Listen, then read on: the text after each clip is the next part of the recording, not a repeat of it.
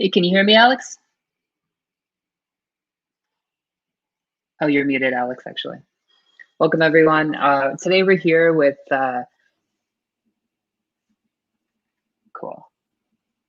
Yeah, now I'm unmuted, we're good. Perfect. Yeah, so today we're here with Marnie, Ellen Hertzler, and Michael Jones McKean.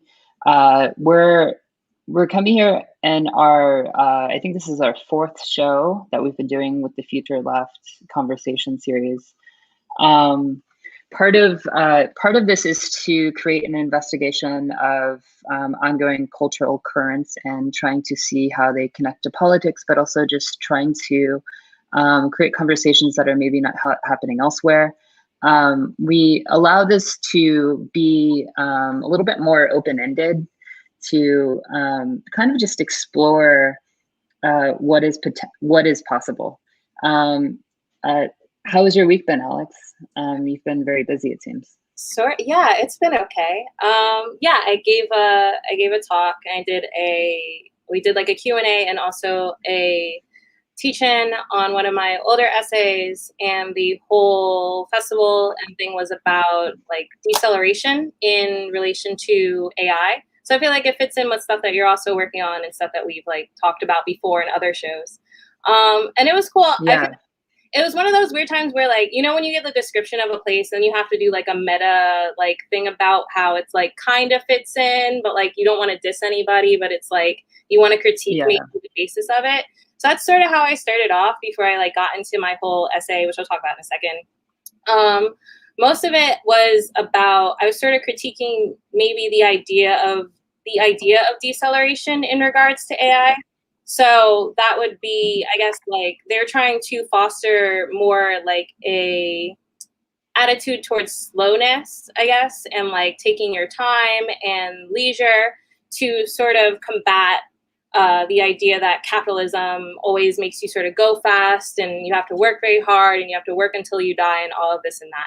And while I guess I said I agree with that in like a thematic sense, like sort of to combat maybe the more superstructural elements that are related to capitalism, I also said that if we think about like AI, and particularly AI in relation to gender inequality, which was the basis of the event, if we think of that type of technology, I think that the argument that's more so brought up is that of safety versus efficiency.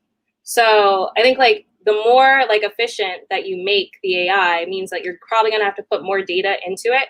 And so a larger data set means you're somehow like going to compromise, at least in some ways, some forms of safety. And if you don't want to do that, then you have to somehow truncate the like efficiency of the AI in and of itself. So it was just like not fully pushed back on it, but a little bit. And given that my talk was about gender itself, gender and sexual identity, I thought like it kind of fit in that way. So I did this like review of this porn game, basically, Degrees of Nudity or erotic game, that I used as a basis to talk about gender and sexual identity. And my whole argument was basically that I think that those things, as we particularly frame them, are usually thought of as historical narratives and belonging to particular groups, that really what is brought up is the delineation between what is sacred versus what is profane, and that line of like held up by law. And that is like in a very short swoon down. But I think it can connect to stuff that we're going to get into today, particularly about like the idea of combating like the idea of narratives themselves, like historic narratives, or like, you know, blah, blah, blah. So what about you? Yeah, or what? Oh, so wait, was the festival about degrowth? Was it like to do with climate change as well, or? No, it's specifically, so it was strange. It was specifically about deceleration in regards. So it's a reaction to accelerationism. Yeah, well, it didn't say it explicitly, but I think that it was more so like decelerationism in regards to like the generalized like idea of capitalism or whatever, not like fully coming for accelerationism, but like saying, okay, so within capitalism, we produce too much, everything is produced quickly. And then I actually saw some stuff about it in relation to, hey, I saw some stuff in relation to that idea and video games in particular, and it did bring up some good points where it was like, okay, so in the world of video games, everything is produced very quickly, and then like it's reviewed really quickly and just shelved. But I was saying like also that these elements, like, are we sure that it isn't just like a full-scale critique of capitalism? Is it like the technology itself? Because you want technology to work, like it inherently has a speed and it inherently has a direction. So yeah. Yeah, I mean, the common critique of, or the common deaccelerationist argument, and for those that don't know what accelerationism is, it's the original idea is just that we are going to accelerate capitalism so that it intensifies its contradictions to implode on itself. That's the quickest way of explaining it. That's the right-wing version. Left-wing is we're going to use technology to emancipate workers. But basically, I've heard a lot of deaccelerationists, part of the degrowth movement, basically that green tech is just basically another way of accelerating capitalism. And that even if we save the environment, we're still within the conditions, the material conditions of exploited workers.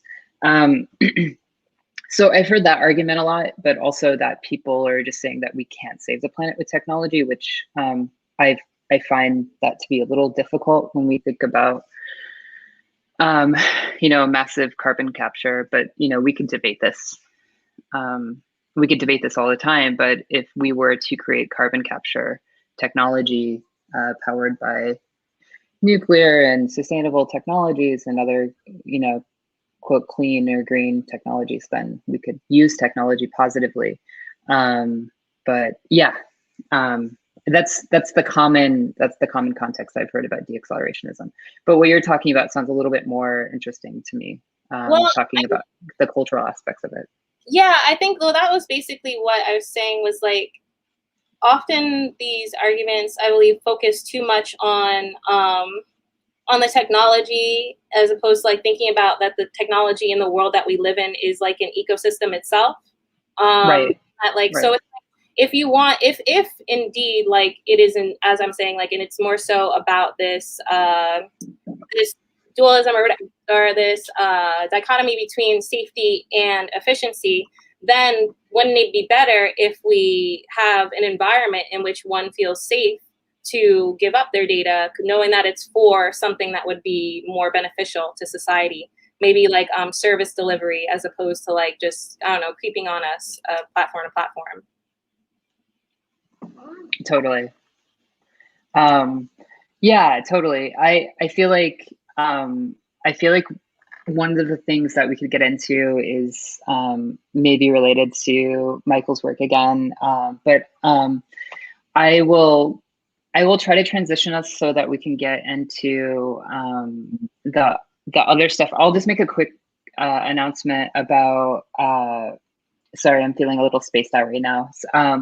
Seeing these comments come in, somebody said accelerationists love capitalism. It's which I don't even know if I'm really accelerationist anymore. I kind of like left that in on my bio, but then I was like, when they read it back, because I like don't really, we were talking with Marnie earlier about like not really liking to look back on the things that we've done. So I kind of like heard that and I was like, oh wait, no, but I'm not that anymore. Because I have like critiques of it. It's a bit of a, we don't need to get into that, but it's a bit of a like crackpot theory, I think. But that's how we met. We met through left accelerationism vaguely at the end of that thing even existing. Okay, so I will transition, if it's okay, Alex, into I'll make our quick announcement. So the Future Left is basically going to be showing our documentary for the first time at the Palm Springs International Film Festival for the Short Fest. And we are submitting impact piece. So I'll just play that really quick. Who do you go to when LAPD kills a member of your family? You have nowhere to go to. You have nowhere to go to. We were going crazy. We didn't know what to do. But we wanted to let the community know that this had happened to our family. So on May 22nd, which was a Friday, we went out there and we had posters. We really just asked the community of friends and family to join us. And they came out and they supported us.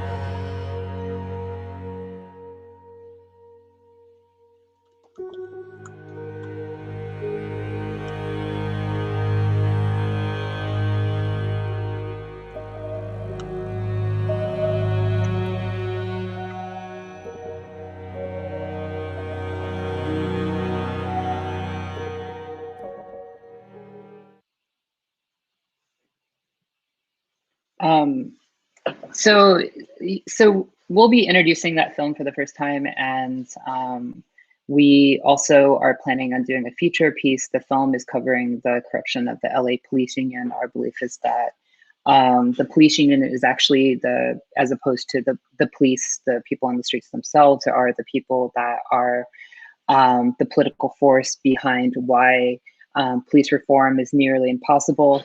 The easiest explanation is that the police union is a political body. It is a well-funded body, and they use that money to basically buy politicians to enact their policies. We see a shift around this happening in LA, and our documentary was released directly to impact the DA election, which turned in our favor. So from there, I'm just going to start to introduce our guest today. We have Marnie first. Alex, do you want to read the bio of Marnie, and then we'll go into that? Yeah, I gotcha. Okay. Marnie Ellen Hertzler is a filmmaker living and working in Baltimore, Maryland. Her films often explore a multimedia approach to film presentation and distribution, and has utilized live performance and installation to accompany her work. Her films have screened at Locarno Film Festival, International Film Festival Rotterdam, MoMA, South by Southwest, True False, Boiler Room, and the Criterion Channel. In 2018, Marnie was named one of Filmmaker Magazine's 25 New Faces of Independent Film. She is a Saul Zaentz Innovation Fund Fellow, IFP Narrative Lab Fellow, and a McDowell Fellow. Influenced by her background in both psychology and fine arts, she creates films that act as cinematic platforms for the exploration of interpersonal relationships, the technology that defines us, and the inevitable end of it all. Thank you. Marnie. So we're going to show the trailer for Marnie's documentary right before we bring her in.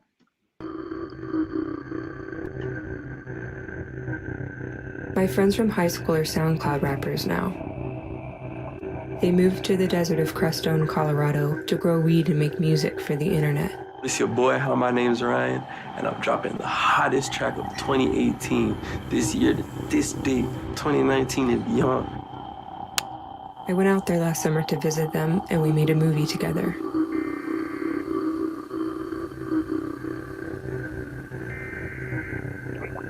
This movie is a love letter. This movie is about the end of the world.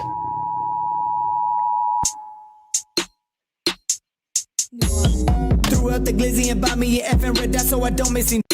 Big scope on the AI, keep it on me for you plotters and robbers who want on my guala. Whipping in phones like Crushy and Paula. At 17, I cleared it for my mama. Skirting these feds, I was dodging these oppers. Bitches bit me hard, kick me a chopper. Bitch! Oh, fuck. Get back in the car, bitch! Bruh. Savage, but you already knew you a bad bitch. How you already know I'm a savage? Shit, my mama, she know you a problem. She know you still steal the show like Obama. Cause I'm down and I'm weak, I've been starving. When you left, I was shot, I got trauma.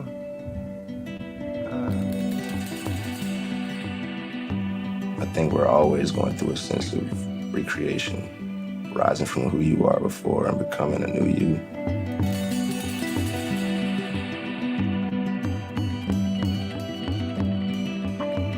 There's not a point where we're not reinventing ourselves. You know what I'm saying?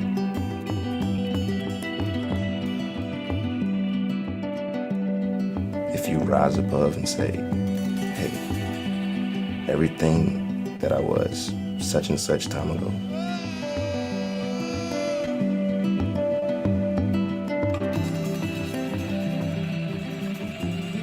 I'm just gonna erase that. I'm starting a fresh slate.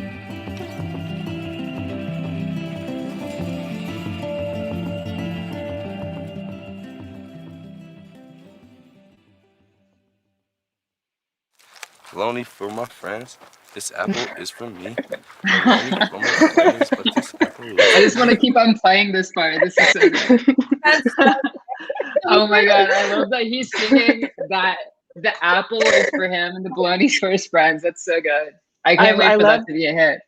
I love that I entered on that too. I wanted to say, who was that? Like, what was AM to A1, right? Or yeah. Shout outs to him. It's like I was watching that and I was meant it in the like. I mean, it's in like the best way possible. I was like, oh, it's kind of like it's like a discount Frank Ocean. So, you might make it out the hood or like down the street. So. Oh my gosh, that's hilarious. That's yeah, hilarious. I think a lot of people when they saw the trailer, they're like, "Oh my god, is Frank Ocean in this movie? Holy shit!"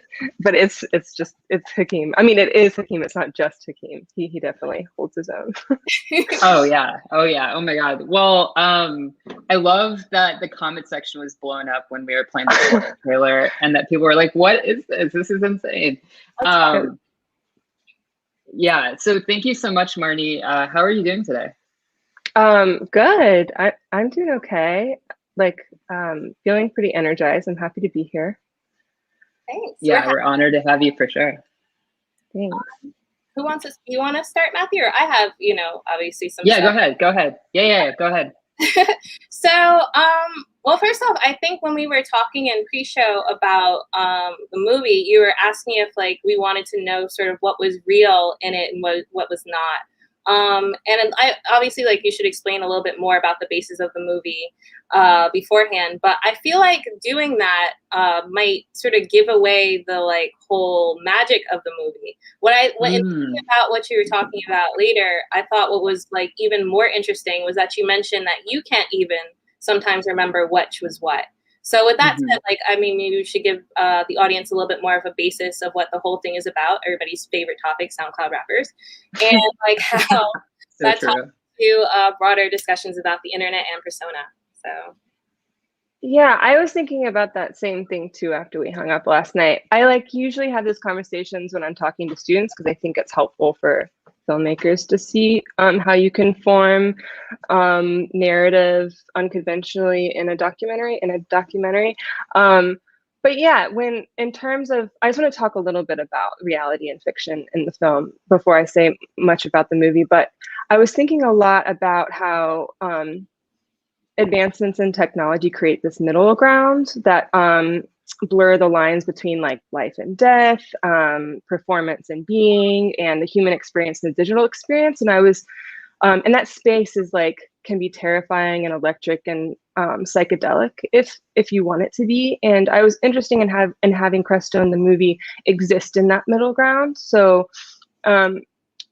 discerning what was real and what's not really isn't that important because that middle ground behaves in different physics. So yeah, we can like think about it all day, but I think the point is it's best to just try to adapt and be okay with unknowing. But yeah, and if you just want me to talk a little bit about the movie in general, or oh yeah, sure. So it's about you're following what you said they were your friends, right? Maybe like how you met them or knew them, and basically what you did within the film. Sure. Yeah. I knew some of the guys in the movie. We grew up in around Raleigh, North Carolina, and I knew them in high school in my art class, and we became really close friends. And one of them in particular, I still am really, really close with, and we've stayed in touch over the years. And I began making movies and he began making music, and he kept inviting me out to this weird desert town that he was staying in. And I didn't listen for a while. And then I think we FaceTime one time and I was like, where are you? I've got to come there. It looks so weird. So I went out there. We only had 8 days to shoot for multiple reasons, but mainly like Sloppy was getting evicted from his home. There was fire evacuations, and I didn't have enough money.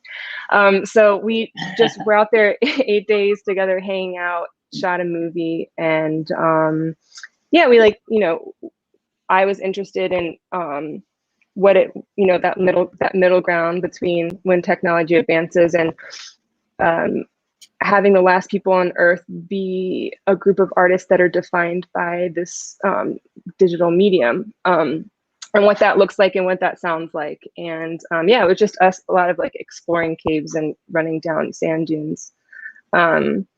And yeah, when I got home, I had all of this footage. We didn't know if it was going to be, I knew at least I would get a couple music videos out of it and maybe a short film, but can you hear me? Oh yeah, you're good. You're all good. Okay. All right. Sorry. I got some feedback. Yeah. So we ended up having a feature film, and I spent the next couple of years just forming it and deciding what I wanted my voice to be. And yeah, it just ended up being Crestone. I didn't know that was done in 8 days. That's really impressive. So another like just foundational question that maybe after watching the film people might want to know is like, where are they now? How are they doing? You're in touch with some of them, most of them? Yeah, I'm in touch with all of them. They exist at a speed that's faster than me, so they're constantly moving and adapting and growing. And most of them are back in North Carolina now. Ryan, hi, my name is Ryan, just moved to LA. He texted the group yesterday saying he just moved to LA. Oh, he was, yeah, you should. I want to hang out with him. Yeah. Oh my God. He's super charming. Yeah. And he was living in Broward County, Florida. But yeah, most of the guys are back in North Carolina. Actually, the character Ben's room, the guy who's flying the drone and gives you the house tour, he passed away a week before the film came out. Oh really my God. Tragically and suddenly. Yeah. So that was that became like a huge impetus for the guys to figure out their direction, because Ben's was definitely a huge rock for everyone and a caretaker and kept everyone really motivated. So losing him changed the dynamic of the group. But yeah, so a lot of them headed back home, and they're all on their own adventures. Oh, that's good to hear. I also wanted to ask about elements of like a community, I guess, and friendship are big themes throughout the film. Did you see, well, how did you see, I guess, that sort of play out, like them act as sort of community for each other? Obviously, some of it is more staged than not, but did you see in like real time how they would act as like sort of support group for each other? And maybe how does that connect to the idea of creating communities across the internet? So they had one community that was in one particular physical locale, but through the internet, obviously, like they could get followers and fans and maybe connect to people outside of that. So yeah, maybe. Yeah, that's something I was actually really drawn to about them, and even back in high school, was their ability to care for each other in a really special way, in like a really unique way, and find different ways to do that, and different platforms like technology. And you know, a lot of what they're doing is about hype and like, you know, likes and retweets and swipes ups and stuff like that. So they are just good at knowing that they need support in order to exist the way they want to, and they know they have to give it to receive it, and the more they do, the stronger their work becomes. And I wanted to find ways to highlight that in the film without forcing it, because that's something I feel like I'm not qualified to write, is this like very special particular kind of friendship. And yeah, you know, going through the footage, I really honed in on moments where community and friendship was pivotal in survival, or just even simply the narrative moving forward. I really tried to push the narrative forward just through like the growth and fluctuations in their friendship. Awesome. Yeah, I guess my last couple of questions were about, I thought I had a quote specifically from it, but basically there's a part in which you talk about in the film that there's both like this conception that they had and these personas that they've created for themselves, but that eventually sort of that line becomes blurred. And maybe how you can think about that in terms of everybody online. Maybe there's an element Right. like Totally. the internet sort of universalizes the experience of or possibility of being a celebrity. So of course, Baudrillard always talks about this. Yeah, I was thinking about Baudrillard as well. Oh my God, yes. And, that you can both always watch and sort of be watched on this platform. And what does that sort of do to people in society? In particular, I was connecting that to the idea of like what we think of as quote unquote SoundCloud rapper. And I think like I liked how within the film you sort of played with that trope. I don't want to give anything away, but it's sort of like not everything is how you think it is. Like you will see the house look one way and you're like, oh yeah, of course. That's basically what I said was like, oh yeah, of course, SoundCloud rappers. Like of course they look like this. And then you see like elements of it more put on than others. And I was like, oh wow, now maybe I was the one who came with all the preconceived notions. So but that said, like maybe how do you think that like your film and this idea of like persona and the internet maybe changed how you think about your own persona on the internet, maybe how others might think about that themselves in terms of this whole watch or be watched thing, and where that sort of line becomes blurred between what you put online and how that might affect how you then interpret yourself. Yeah, that's a lot. And I think in terms of the term SoundCloud rapper, I said it earlier, but what's so compelling is like people's art depends on a digital platform and they're defined by that. And I think that's like a choice some people make, and then also something that just happens. And the speed at which people's existence on the internet is so much faster than existence in like the human experience on Earth. And when I stepped away from Crestone after like witnessing and thinking about how these guys' lives and even physical forms were shaped by their technology and their presence on the internet, I realized how much slower I am and how my presence on the internet isn't as about evolution like theirs is. And I think a lot of people see technology and the internet as a place to evolve, and that's really, it can be a really beautiful, inspiring thing, and it can also be, of course, I mean, it's double-edged sword, right?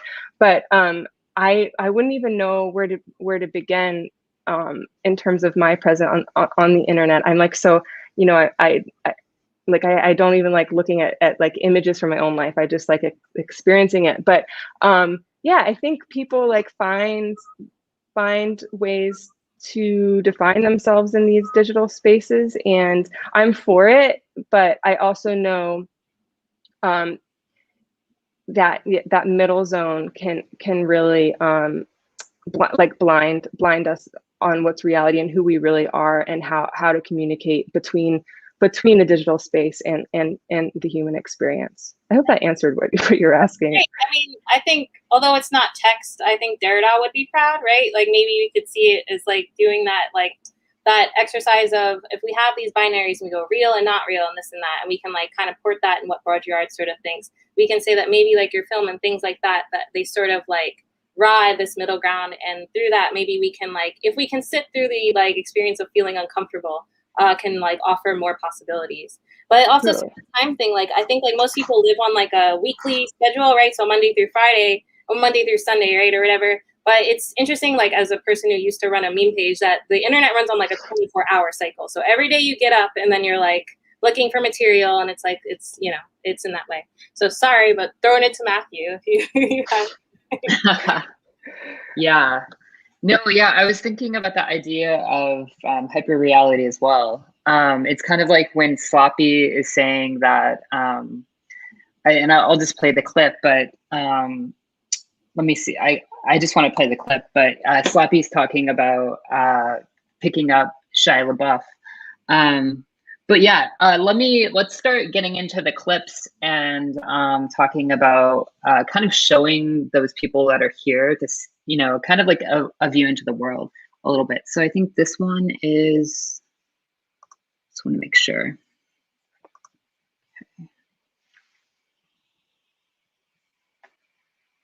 Okay, so I think it's really appropriate that you start the film out by having everyone in this room together, and you're kind of introducing the characters. I'll let this play out for a second.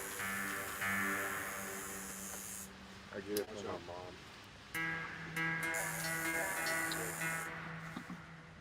Stepping into their world, I wasn't sure what to expect. And from experience, I knew it was smart if I didn't expect much at all. I was surprised to see that a lot like their internet personas, they were often playing these new bizarre caricatures of themselves in real life too. Performing and being became indistinguishable. Is he sitting on the couch with me? No, he's sitting on. I told Sad Boy that he seemed a lot different from who he was in high school, but still felt familiar in many ways. He wiped it off on accident. He said the same about me. I can smell it from your titty juice. I'm lactating. You have chemical notes if you need to. Do you take tissue of your head?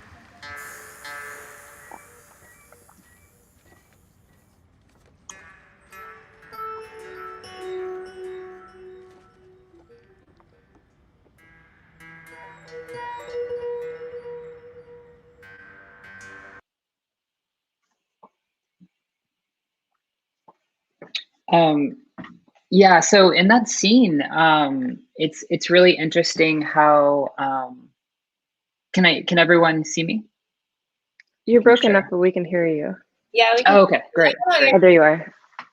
Okay, great. Yeah, so in that scene, we get a view into the character's world. It's one of the first scenes. It kind of opens the film.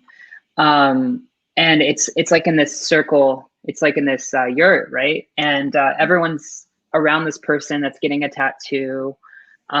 We get a view into the community, right? It's like everyone's together, everyone's in the room, they're doing something that is like, you know, a signifier of like the culture they're part of, which is like giving each other tattoos, smoking weed together, just being a family, right? Is that an accurate description of like some of the things that brought these people together, would you say?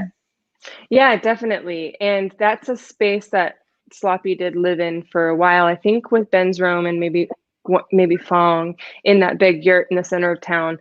Also, I wanted the scene, when we were shooting this scene, I wanted to make something that looked like a Renaissance painting using their bodies and like their tools and their space. And that's how I wanted to portray them at first, is like this like weird painting we're gazing onto and like kind of exploring, and then like really dive in to who they are after that. But and also I just thought it would be funny and it would look good too. So but yeah, it is like, I think what it really feels like for them, living together and working together, and what it felt like for me being there too. Yeah, it's really interesting how, you know, going back to this, you know, you talk about it in this clip where you say, I think you put it so well. Marnie, the director, becomes Marnie, the poet, for a second. But you say that it's really difficult to distinguish between performance, you know, performance online, really, like online identities, being, which, you know, that gets very philosophical in a sense. Like we are like surreal or hyper reality is the idea that the image and the representation is merging with how we understand it. But then you're adding in this other layer of the being, where like they're not just, you know, they're not just aware of like what cultural signifiers are going to make them more famous or get them more likes. They're becoming that for the sake of the performance. Would you say is that accurate? Yeah, and when witnessing that, it looked like evolution. It looked like their bodies were changing and being you know, their bodies were changing. They're getting tattooed. They're changing to fit this technology. You know, technology was shaping them, and this community based around technology was also shaping them as well, for sure.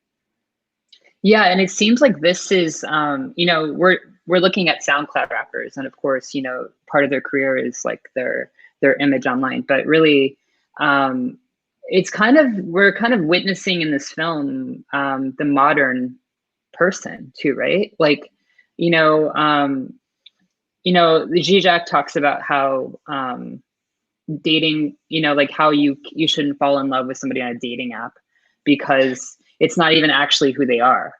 But like, let's talk about like what Nietzsche said when Nietzsche's like, well, the mask is actually how we become who we are. You know, we have this opportunity online, and SoundCloud rappers are fully living out that opportunity. And you're framing it as an evolution. We have the opportunity to become who we want to. And I mean, my personal story is, you know, I grew up in a small city in the Midwest, and I was really petrified of being queer. And, you know, through my online performance, I was able to kind of step into being like, oh, I think I'm non-binary. I think I might be a woman, you know. And I think that there is some really serious material considerations for humanity at large, where, you know, if you grow up in a small place, now you can actually explore those things that, you know, may not have even existed otherwise. And I think that, that's one of the things that I think really fascinated me about the film, was that that they're living that out in real time. And yeah. So I'm wondering, yeah. Oh, go ahead. Sorry. I was going to say just real quick, also, not like as young people, exploring the world, you know, you not only like exploring spaces, but you can also create your own spaces out of nothing too. And I think that's a lot of what they were doing too, is like, they were doing original things, and they were making decisions based on very specific elements of their group and where they were in their life too. So that's also that was also something that you can witness in their evolution, was just like recreating space altogether out of nothing, which was really interesting as well. Yeah, definitely. Yeah, because what you know, there's like the level of there's the level of like each individual SoundCloud rapper, and then there's the community, right? And they're all becoming personas, but at the same time, they're also their group is becoming this utopic exploration, right? And that's what Crustone really is, right? Exactly. Yeah, that's so fascinating. Let me play, it feels like we have so many clips to play, but I want to play some of the key ones just in case. So I think this one really touched me, and I think it really shows the, you know, the kind of dichotomy between utopia and apocalypse at the same time, and how they're kind of sharing both spaces. And so here's this second clip.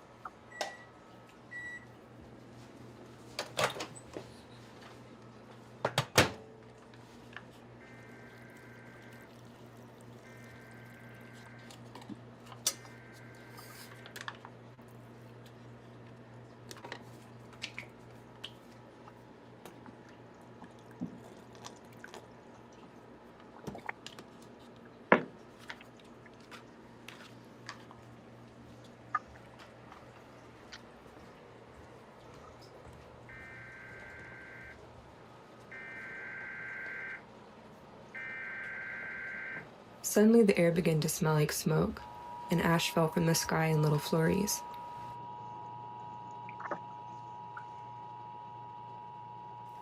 A wildfire had spread along the mountains surrounding Crestone. I tried to get everyone ready for evacuation, but I was the only one who seemed to care.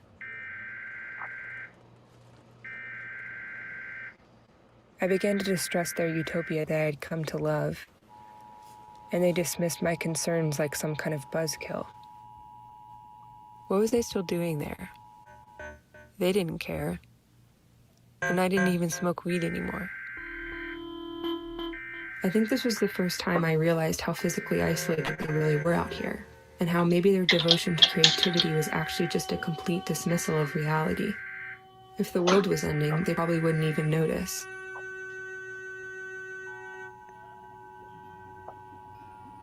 Okay, let's say it's the end of the world, and the last people alive are a group of SoundCloud rappers, smoking weed and making music for nobody.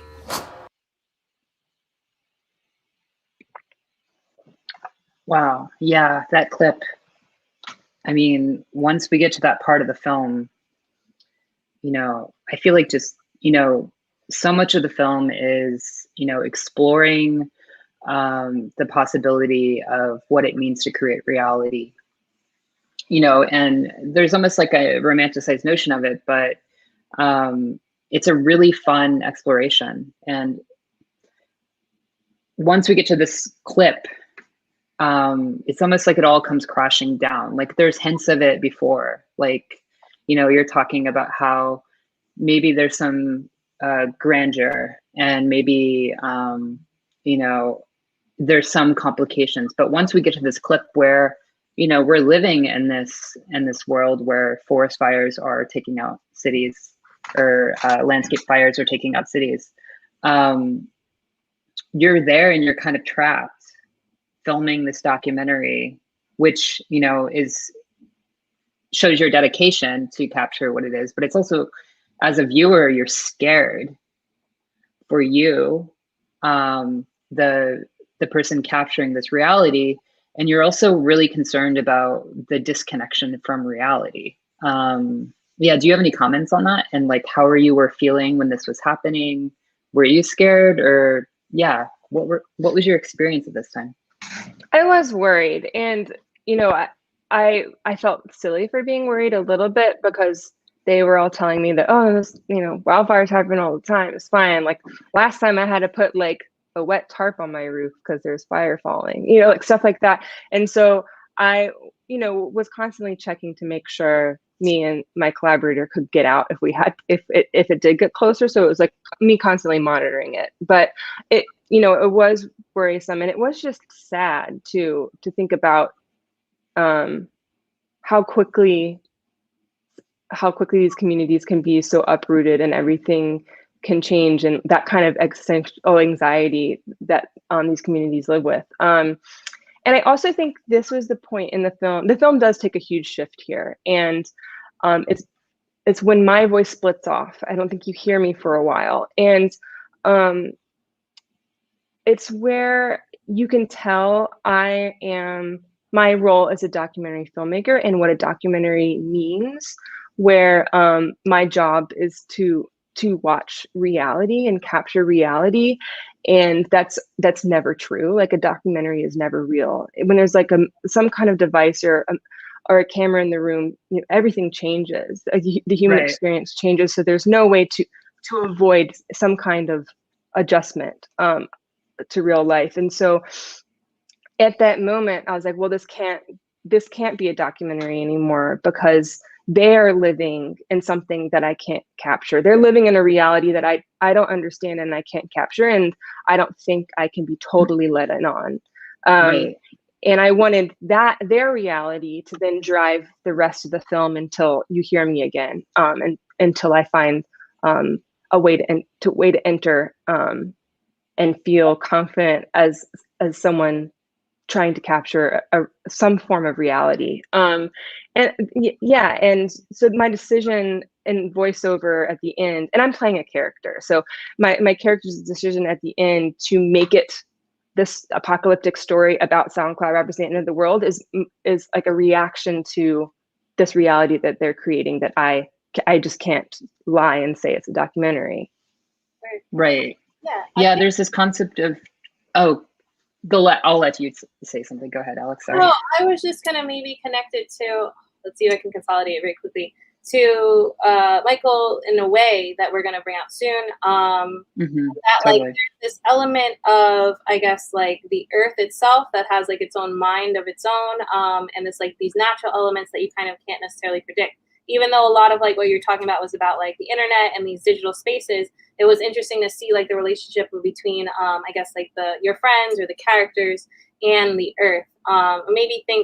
I think maybe somewhat of, I guess, like the Kantian idea of the sublime or whatever, which is that in bringing it back to like all you were talking about in terms of like dualities and binaries, is that when you see something like that, I mean, it is both like very overwhelming, but there's also some sort of beauty in the fact that like there's like this overwhelming, like almost fear inspiring like sort of thing. I thought that by like the end, like some of the end scenes that were looking at pieces of fire, you know, real or imagined or not, I was just like, oh wow, that's kind of beautiful from my screen, obviously.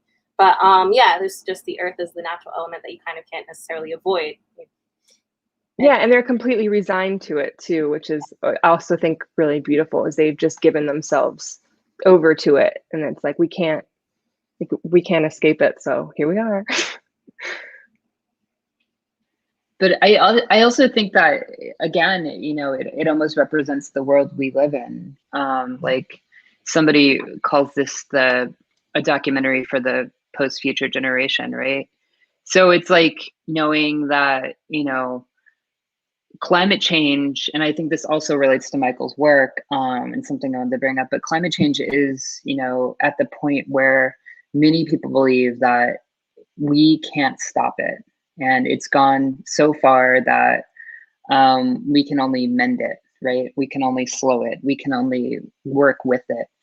And so being resigned to accepting that, you know, we might all be engulfed by the environment through a wildfire or whatever it means, is kind of accurate, you know. And I think that, you know, we keep on talking about the real, but I think that what you're doing here is, I think there's an element of hyper reality happening, and that's what the characters are based off of. But I think there's also this concept that Jairus Groves talks about, trans reality, where you're taking things that are true and making it more explicit. And you're making it so that you make reality known to people that don't necessarily see it yet. And things like climate change are things that people know are happening, but don't accept and can't see it, you know? And so a very specific example of somebody being in a yurt in the middle of Colorado with fires coming to surround them is the reality we might need to see in our generation to understand the, you know, the seriousness of what is happening. So I don't think we need the real always. Sometimes we need the trans real, I think, is what I'm trying to say. So yes, I don't know if you have anything to say about that. No, I mean that, yeah, that's excellent. I'm actually working on a new film now that's almost about that exactly. So it was nice to hear you verbalize it that way. And it's definitely, yeah, I get it. Before we go to Michael, what's your new film that you're working on? Oh, it's a film called Eternity One, and I'm shooting on this tiny island in the Chesapeake Bay where I live. That's on the front lines of the climate crisis. Their island's sinking, and it's predicted they're gonna have to evacuate in at least 20 years. So it's exploring the ways people try to live forever and combat these kind of realities. So a lot of what you were just talking about. That sounds amazing. I can't wait to learn more about that and to see the finished product. Thank you so much, Marnie. We're going to bring you back in just a moment, and we're going to now go to Michael's piece. I'm just going to pull this up. Should I do the bio? Do Michael's bio? Yes, please. Thank you. Okay. So Michael Jones McKean is an is an artist based in France and Richmond, Virginia, where he's taught in the Sculpture and Extended Media Department at Virginia Commonwealth University since 2006. His work explores the nature of objects, folklore, technology, and mysticism, employing objects and materials as diverse as ancient meteorites, of the moment technologies, raw clay, prismatic rainbows, and the earth itself. McKean is a recipient of numerous awards, including a Guggenheim Fellowship, as well as fellowships at the core program at the Museum of Fine Arts in Houston, the McDowell Colony, the International Studio and Curatorial Program, Fine Arts Work Center in Provincetown, and the Sharp Walentis Studio Program. So welcome, Michael, to the show. So I'm just going to transition to Michael's video right now. Oh.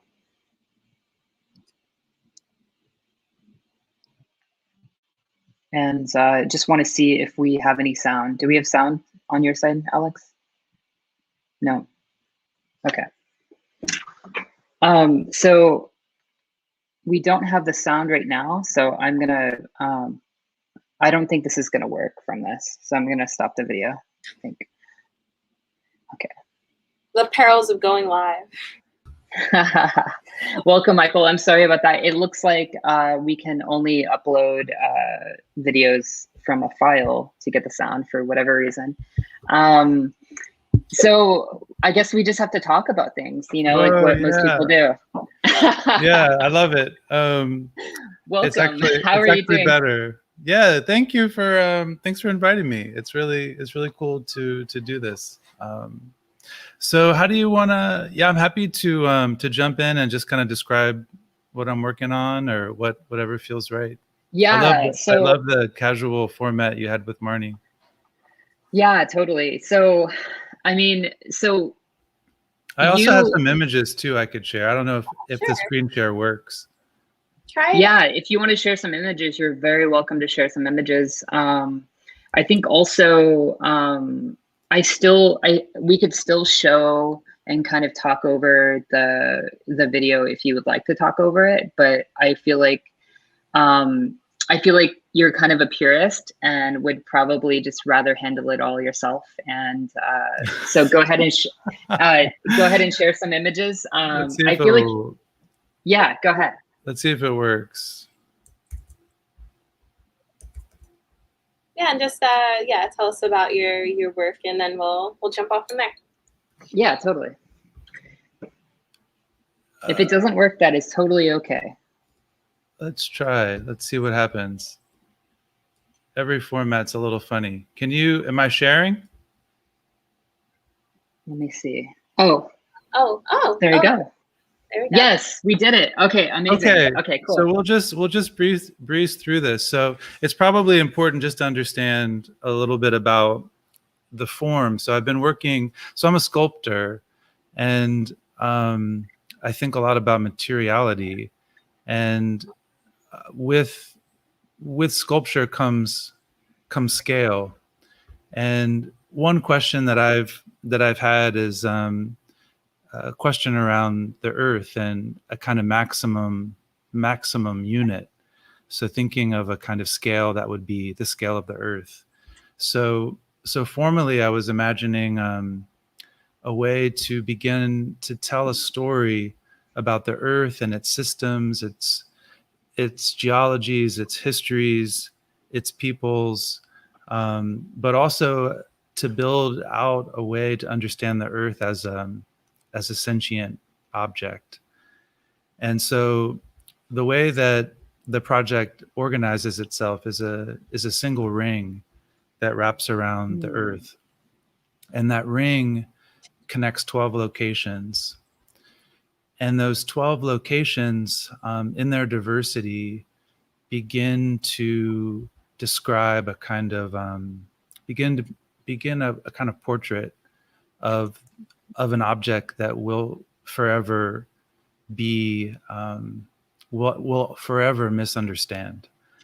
And so there's a number of themes that live in the work, and one is I mean, there's many we can talk about, but I'm thinking a lot about how we can begin a process of decoupling ourselves from the center of Earth's narrative, and to begin a more sensitive set of relations with the Earth, and with that, the ways that it scales down to small things. So it's been a pretty wild project, and one that I'm about 4 years into. It's a 12-year long work, and I have 8 more years left to finish the work. So these are just some kind of mood board images, but really quickly, there are well, let's see. There's another set of questions around too about.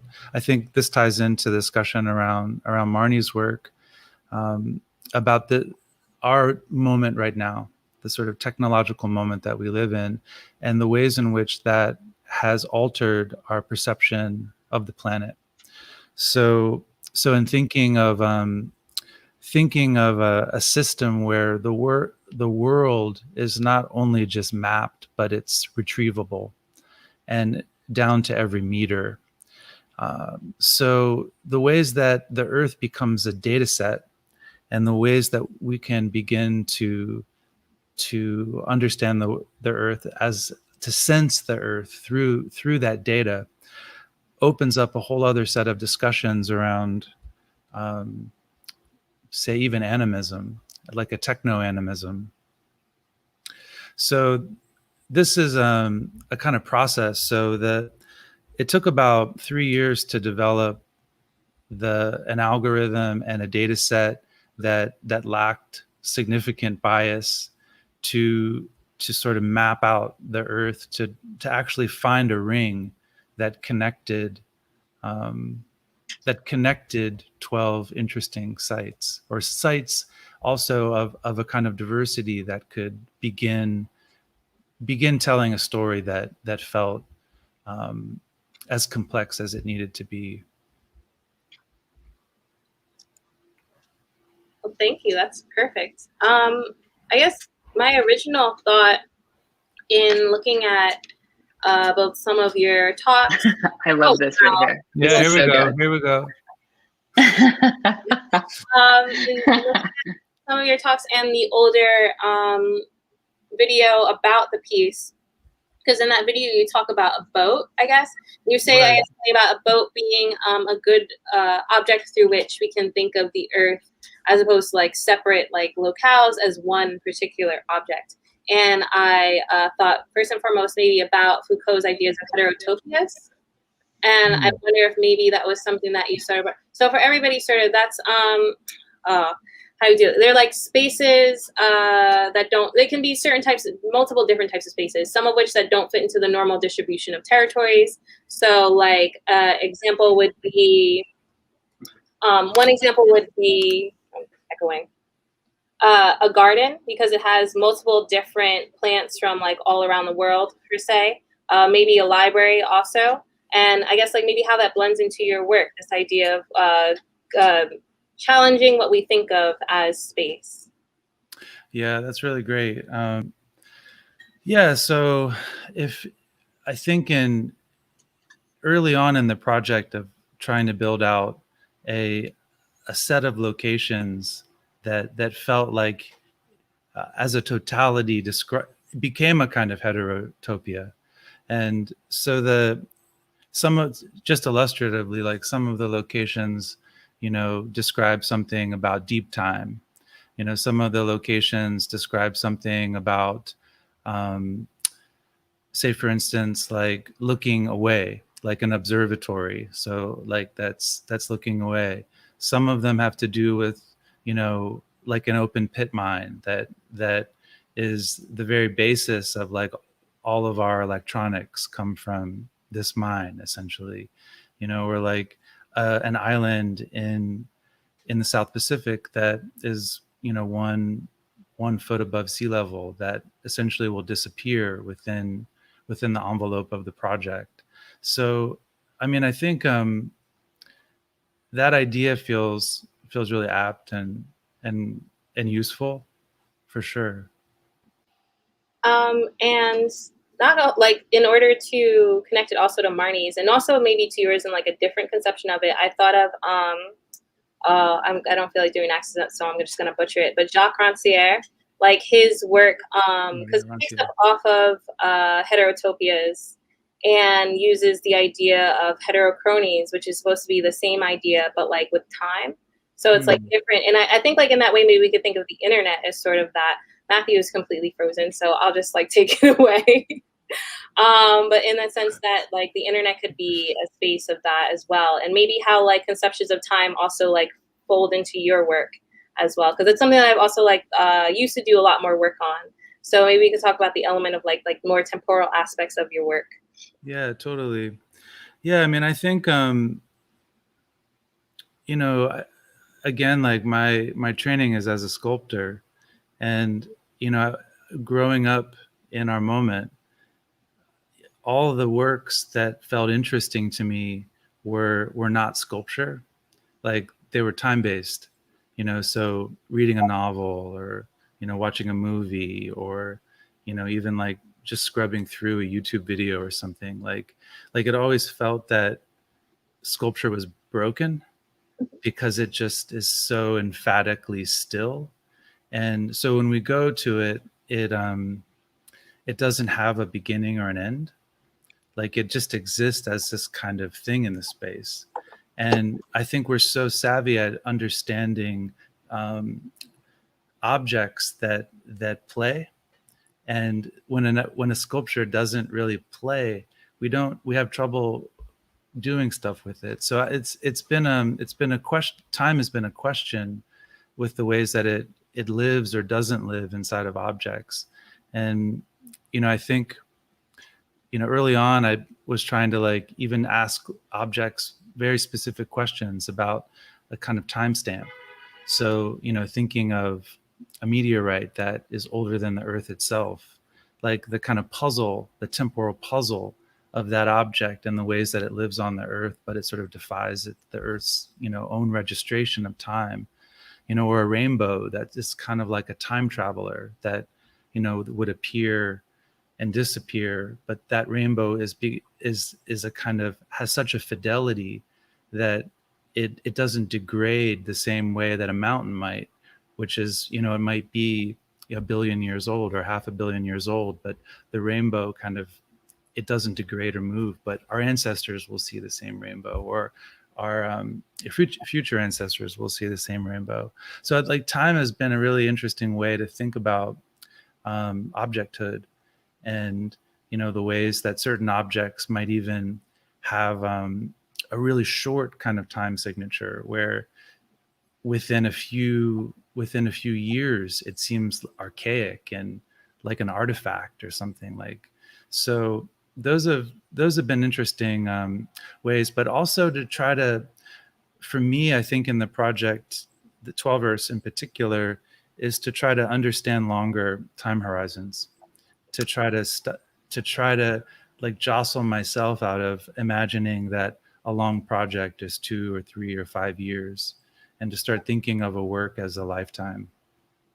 I think that that's really cool. And I want to say it reminds me of a lot of like more long durational performance artists. I want to say Terrence Coe, but maybe I'm thinking. But those that like maybe do like more longer, like year-long durational pieces, or pieces that sort of explore time. If we were to think of like the way that you think of sculptures as objects like outside the self, we're also to think for a second of ourselves as objects, like the ways in which like the duration can sort of really hit home at the like the structure of it. I also wanted to bring up, if we're going to talk about in relation to time, like liberal and Western, I guess more recent Western like notions of time, and maybe how like your work sort of like cuts through that or combats that or makes the audience like challenge those notions. So particularly in colloquial society and for a lot of recent history, that we have thought of time as particularly like past, present, and future. and that comes along with like a particular direction, which is moving towards the future, and that is also connected to typically like notions of progress, so that it gets better and better the more that we like move forward and we like sort of progress and reprogress. Whereas like in other societies, like particularly like Greek notions of society and stuff like that, the time was more of like a cyclical notion of time. And it's like interesting for us to think about, because we think of something as time as being like so basic to our fundamental understanding. In addition to, I guess, like that linear, like progressive, like past, present, future, there's an element of time that has like, or that some look of in Western history is like, not so much eras, but what would we say? Like ages, like epochs or something. And I think like maybe that is only held on more so by more like maybe far right or neo-reaction people that'll be like, oh, like, and then the Romans and then the this and the this. But I think like it's really interesting to bring up that what we think of as like sort of these basic conceptions are also still they're narratives. They're things that we construct. And maybe how that like relates to your work. That was a long like explanation question, but there you go. Yeah, no, it's really great. I think you know, time is always it becomes a kind of puzzle to that we all understand tacitly, but when we try to describe it, it breaks down into something. And you know, I think in some ways one really useful ingot is lifetime. And like, if you think of the ways in which that we have a certain kind of duration, and this, I mean, I think of myself as a kind of materialist in some ways, but like if you think of just in terms of phenomenology, like if you think of the set of experiences that one can encounter within the envelope of time that we're given, it helps to reify, I think, for me, something as crazed and as abstract as, you know, geologic time. Like when you talk about like an epoch, like the Cambrian period, you know, 567 million years ago. Like we lack the kind of analogies to really understand what even that duration starts to, what it is.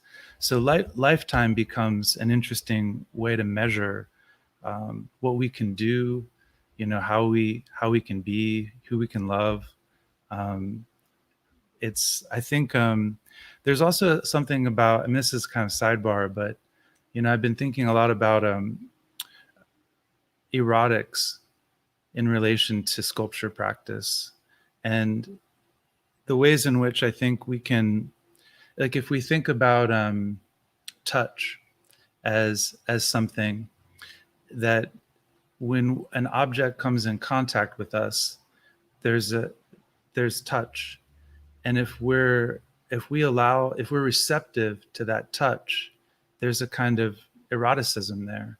And the ways in which that we might be with a lover, and the way that lover might help us actualize something about ourselves or become something bigger, I think is it's interesting when you start to scale that. I don't know, that's a really oblique kind of passage as it relates to time, but as you were talking, lifetime felt like a usable way to describe a certain temporal envelope. That's so interesting. Yeah. No, honestly, it makes me think of a couple things that maybe will connect more when Marnie comes out. But for one, because we were talking about Baudrillard earlier, it made me think of, if you just bring up eroticism, like the way in which like Baudrillard talks about, I guess, like the erotic or seduction as sort of an act through which maybe we can circumvent or circumnavigate some of these I don't know, these spheres. Although ultimately he says like we are just like submitting to the image. Although I sort of push back on that sometimes, because I think that he just had like an image fetish, and got like, it read way too much Bataille after a while.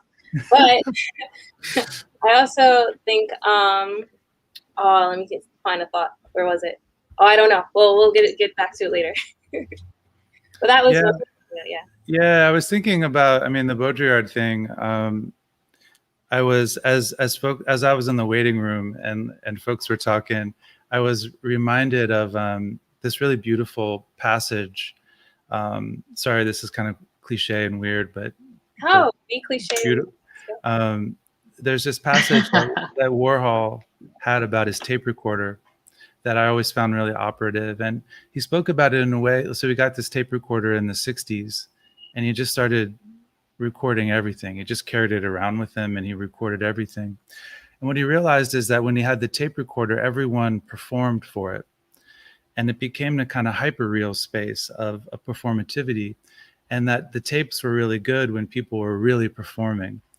And he had this moment of self-reflexivity where it was like he realized that at that moment we lost something about what emotions were, that doubling of space, where the performance of ourselves, we lose something. And I think that's a kind of condition of contemporary life that we all exist inside of, this sort of lost, like a set of emotions where we're always looking at ourselves having emotions, and sort of performance of that. So, I mean, I think that relates a lot to Marnie's work and the ways in which we're lost in that condition of trying to understand, is this a narrative? Like, is this fiction? Is this a documentary? Are these people real?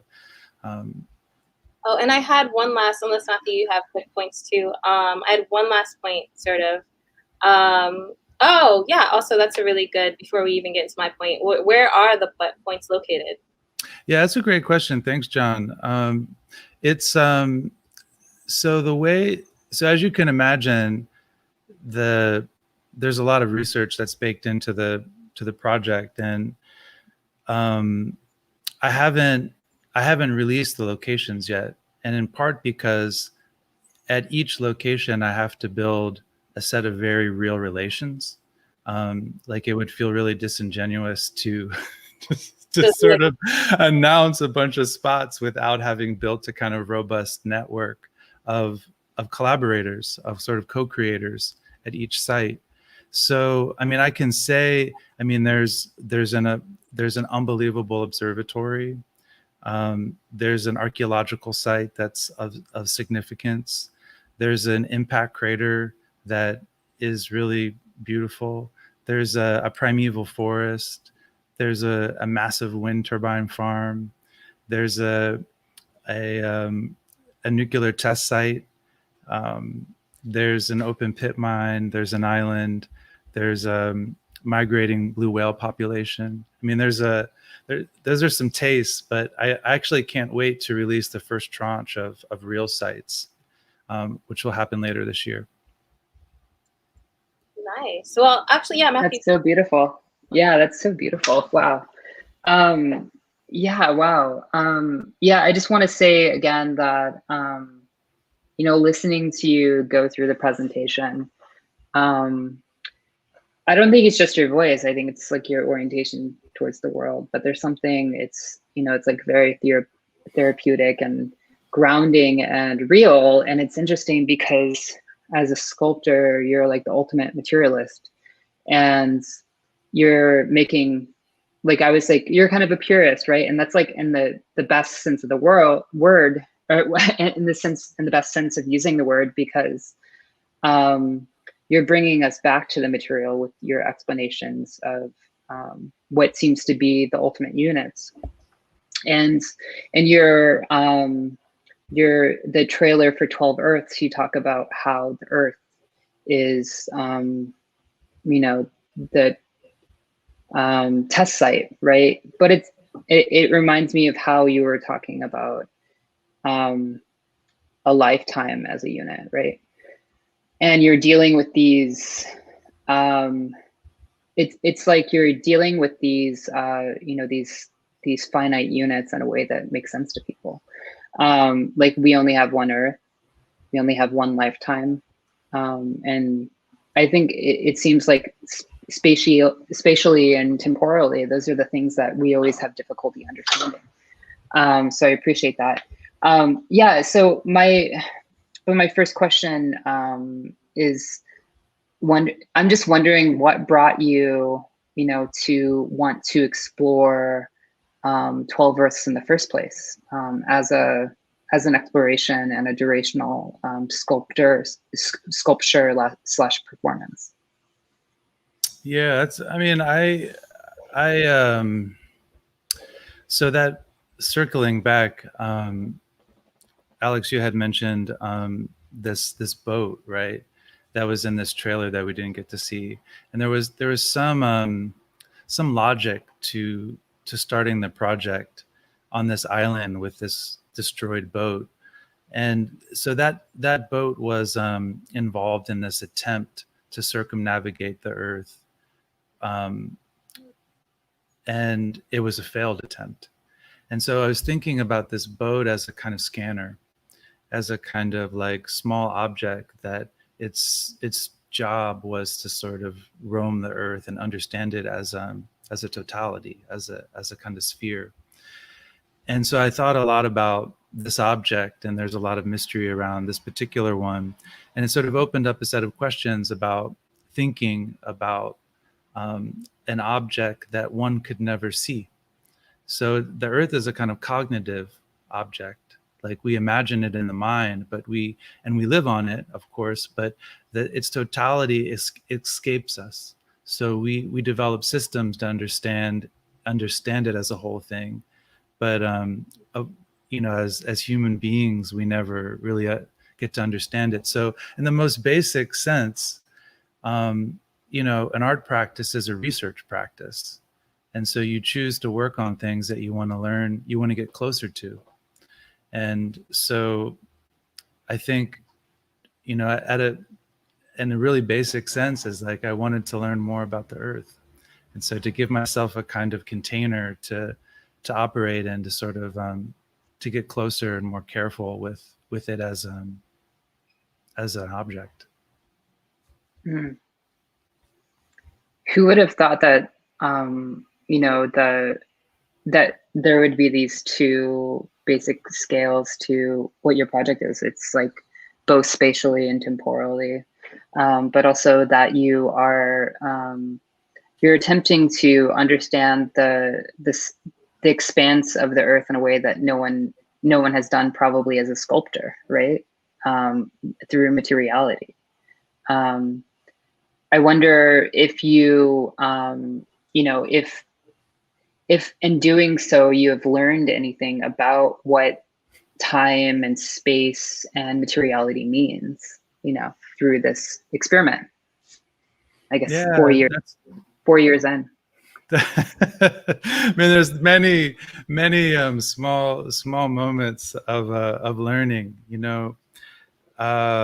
Put me on the spot. I would say, one thing that feels, I don't know, resonant is the way in which we think of our bodies as a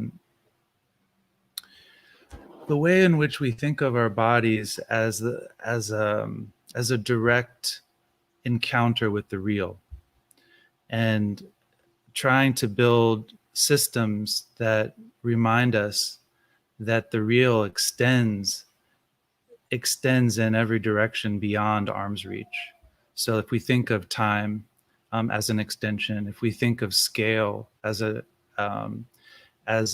dimension, if we think of distance as a dimension, it goes infinitely out and it goes infinitely in. And it's like at a certain moment, the world that we understand is so limited to the body, but yet we think of that as as the limit itself. Right. So I think a project like this reminds you every day, or me every day, of those limits and how they're just fictions, how they're kind of fables that we've told ourselves. Yeah, it brings to mind a lot of, or at least some work in philosophy of science, right? So like Thomas Kuhn, when he talks about paradigm shifts, in particular, he spends like the beginning of the book talking about how within science, we think of science as like just, or a lot of colloquially, we will think of science as like, exploration of, I don't know, trueness, the truth, this and that, the earth, whatever. Mm-hmm. But really, every time you're looking at a tool, you need tools, first off, to like even comprehend what it is that you're looking at. And when you do, like you look at a microscope or you look at this and that, not only is it mainly that you're like not necessarily directly looking at it, it's more so that like there are all these other fundamental principles that like are coming in at play that sort of make it so that you can trust that you're looking at what it is that you think you're looking at. Whereas most people think you're just taking slide and you're putting it in the microscope. But really, and that's how like I guess most people should have some more faith in science abstractly, even if they don't understand all of it. It's because like there's this like cross confirmation thing going on, right? So like when we use a microscope, we're also using principles of physics in order to be able to see it. If those weren't true, we couldn't see it in the first place. And basically how maybe these ideas of tools, and maybe we'll have Marnie in there too. If we abstract and think of the internet as a tool, how that sort of how we can think about y'all's work in relation to that. Beautiful. Maybe. I don't know if y'all want to jump off on it. I wanted also to bring in some of the things that Michael has talked about with these explorations of time. So Michael, who's a sculptor, is focusing on these objects of interest. For instance, thinking about how nature has, in a sense, sculpted this object of the meteorite, and how the meteorite can be a sculpture that arrives on the Earth that is older than the Earth itself. Another way that time is kind of played with by objects is Michael brings up this idea of the Bristol cone pine tree, which I believe you say, Michael, can live up to, it's around 5,000 years often, or can live up to 5,000 years. And so it seems like, in a sense, like Michael, you're arguing, or not arguing, you're pointing out just like how we play with time and objects, right? But also it seems like you're confronting the materiality and limits with real objects as well. You talk about how there's the social and material aspect of quilts and how they're passed down, and how they can live throughout generations. And I think you quote you mentioned this quote that was from the 1800s that was passed down, and I'm sure there's quilts that are even older. And so it seems like in some sense you're talking about the fallacy of time, right? And the fallacy of scale. But also you're also using these things that kind of go beyond our imagination and understanding of objects of time and scale. Does that show up in 12 Earths? Is that part of the inspiration? How does this fit in to the galaxy brain of Michael Jones McKean? Yeah, I mean, there's a way. I had a number of crisscrossing ideas as you were speaking, and one is one has to do with erasure, and I think when we imagine starting out a creative practice and going to art school and thinking about things like this, like we don't really think about erasing the self. We think about self-actualizing and trying to find more and more ways to sort of customize the self. And I think as I get older and as I start to work on fewer projects and the timelines start to stretch out longer and longer, I start to get really excited about my own erasure and the ways that a project that exists on a long enough horizon, if done well, will survive me, and will not as a kind of, not in the terms of like the ways in which we imagine monuments, but the way that we imagine systems of care, I think, where you can maintenance becomes a kind of a process. So I think of myself in this project as just someone like an initiator. And there's a way that I think about the work surviving, hopefully into like another generation that would, by the time it's finished, it will have been seeded to live a very different life where I'm erased as an author.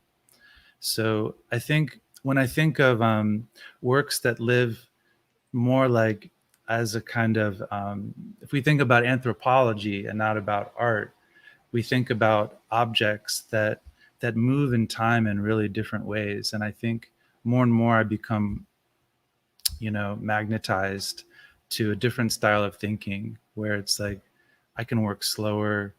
I can erase it's not, my ego isn't as important as a kind of driver to these works.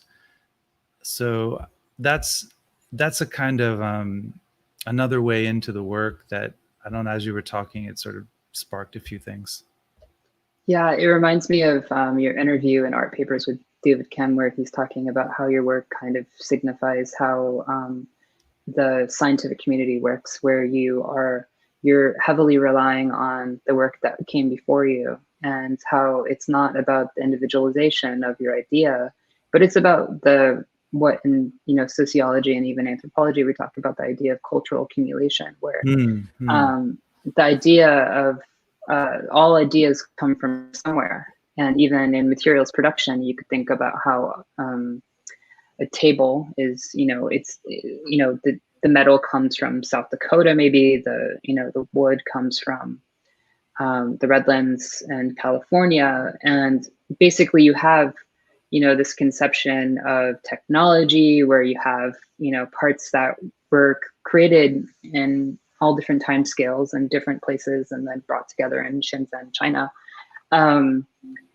So it seems like you're capturing something that is, it's almost like a subtle critique of, and I don't know if you'd even consider that, but I think it's kind of like a subtle critique of how artists view their work often, is that we are creating a vacuum. I mean, and theorists do the same thing, where it's almost like a supplement, like somebody that's selling you a supplement. They want to make you feel like if you just take this one supplement, it'll fix all of your issues. With theorists, it's like, if you just understand this one concept, you can scale up all of reality.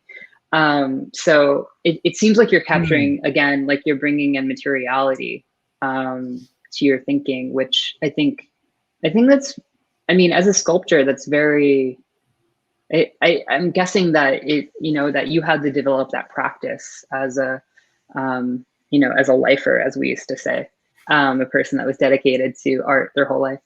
I'm so curious about like where this could go, but also I wanted to bring and there's one other thing I wanted to comment on, and that was let me find it. There was a part of let me see if I can find it. Sorry. Scheffler's core thought experiment. And this is kind of the transition, I think, into bringing in Marnie, if that's okay. Are you ready, Marnie? Oh, I think you're muted. Okay, welcome back, Marnie. Okay, awesome. Hey, Marnie. Hi. Also, Matthew, let me just say, like, no tea, no shade, because I kind of love it. Like, with the background and everything, it's serving like very like 2009 Live Link, like Live Leak. Oh my god, I'm gonna get like murdered on the lives, and everyone's gonna talk about it later. Live Leak is just like where everyone goes to die on the internet. I don't know what Live Leak is, then just Live Leak is like covering like the Iraq War in real time for those that don't know, and stuff like that. It's like really dark. It's like Face to Death but live. Oh my goodness. But anyway, yeah. Before. I wanted to bring in a concept that I think tied into both Marnie and Michael's work. And again, this goes back to the Art Papers interview, where David Kim is talking about Scheffler's work and he said that we've discussed, which asks the reader to imagine a near future in which human life and human culture have come to an end. The thought experiment seems pertinent here. And basically, Michael, you're dealing with the concept of a durational performance and also thinking about the illusions of time. And what that brings up is that eventually, for humans and human culture, if climate change continues at the pace we're going at, there's no duration anymore, right? So Marnie's film is bringing us to think about that post-future.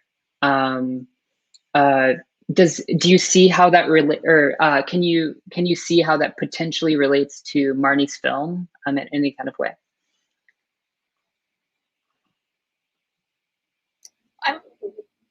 Because I also thought of like when you're talking about this, like Michael, like you were just bringing up about like erasure and all of that conceptually. Right. Immediately thought about Marnie, and like if you're talking about the internet, that's all about like the opposite set of questions. It's like about constant documentation, or I mean, although like given you can like pick what you're going to like choose and put on there, it's about like self-curation, but also about like constant permanence, and maybe like how y'all straddle both of these ideas. And particularly in the group of friends that you sort of explored, Marnie, like how maybe they relate, like even to the documentary now, like this idea of just kind of like everything cycling over and permanence versus like Michael, who's like, you know, I think that if it decays, that's kind of interesting. Yeah, that's interesting. When I think about it as Crestone, I guess, thinking about like what did you say, like the post future, like looking into like this uncertain future, I always imagine Crestone as like existing in this economy of anticipation where like Crestone, the movie, has been abducted from the present and just like plopped down in the future, and we're looking at it from our present state, but it exists in this future speculated world that we create when we talk about what's going to happen after the world ends. Yeah, I think that's all I wanted to say about that. But yeah, you can go ahead, Michael. No, I was just thinking about of course, and this again, not to get cliche, but it's like the specter, of a lot of this might be some ideas around the Anthropocene. And so the Anthropocene just becomes a kind of interesting way of understanding the earth in relation to people. Can y'all explain that for people? Because we don't all know, like, just for the public, what the Anthropocene is, and then sort of flow into it. Sorry. Yeah, I mean, I think the customary way of thinking, and there could be a few different kind of touch points, but the customary way of thinking about it would be that we've entered a kind of geological epoch where we can understand that humans have terraformed the earth enough and kind of transformed the earth enough that we're in a new epoch. And the maybe less customary way of thinking about it, maybe slightly more poetic or wrong-headed, maybe, is like that we've entered into a state where we're actually co-creating with the earth, and that not always not co-creating in a positive, and there's a pejorative connotation where we're co-evolving in the cauldron of the earth. So as we're fucking the earth up, the earth is making changes that require us to change, and it's a kind of feedback loop that we're entering in. So our relationship with the earth becomes much more real in some sense, and urgent and apocalyptic.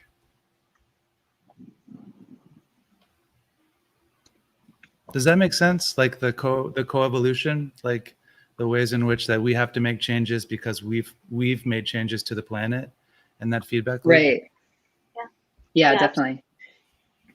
It's it seems difficult though to, it seems like though that like the concept of your work is actually, and is almost like in confrontation of Marnie's work to a certain extent, because Marnie's work is dealing with like the contemporary aspect of how time is always shifting. It's like Twitter. Am I still freezing? Yeah, but we can hear you. Oh, you can hear me? Okay. Yeah. It's like dealing with the, how, all life is now on the internet, and how, life, that we thought in like a historical sense through books and denoting moments captured in history and these books is now being captured live on Twitter. And so even like if we relate to the idea of the, the spatial, the idea of the local no longer exists in a way, because we're all here through the internet, and we're all here through the accessibility of travel.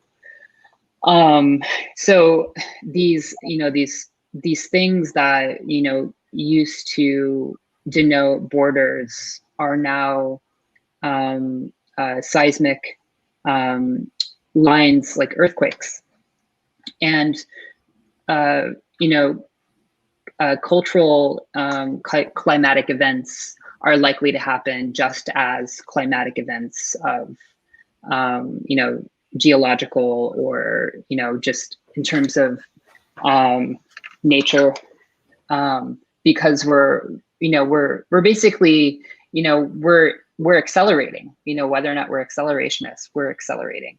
And I'm curious your guys' thoughts outside of your work, just like in general as people, as, a documentarian or just as a sculptor, what you think about, the coming era in terms of like how it relates to your, and Michael, in your case, in your family, and your lineage, and what you guys think about the way that culture is accelerating in general. Yeah. Marnie, do you want to try? I guess when you were saying that, I was thinking about like directly how I've been thinking about the trajectory of my work and the work of my peers, and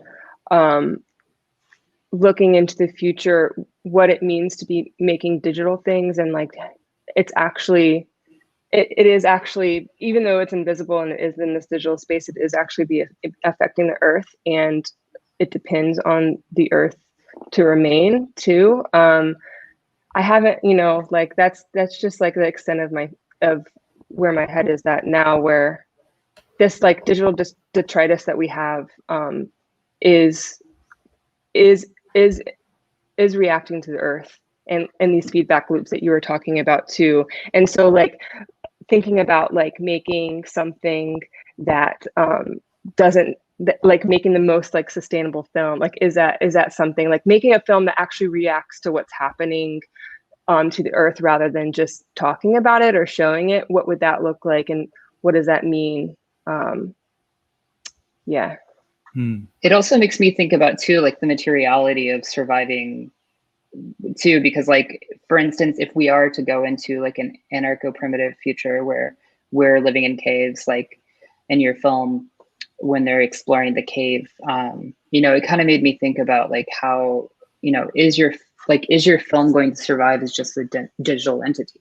If a certain amount of the cultural accumulation of technology, like if certain technologies can't exist anymore because they're finite, or because they're destroyed by fire or destroyed by the natural elements, it's almost like we might have to start planning for documentaries that survive the elements in the future.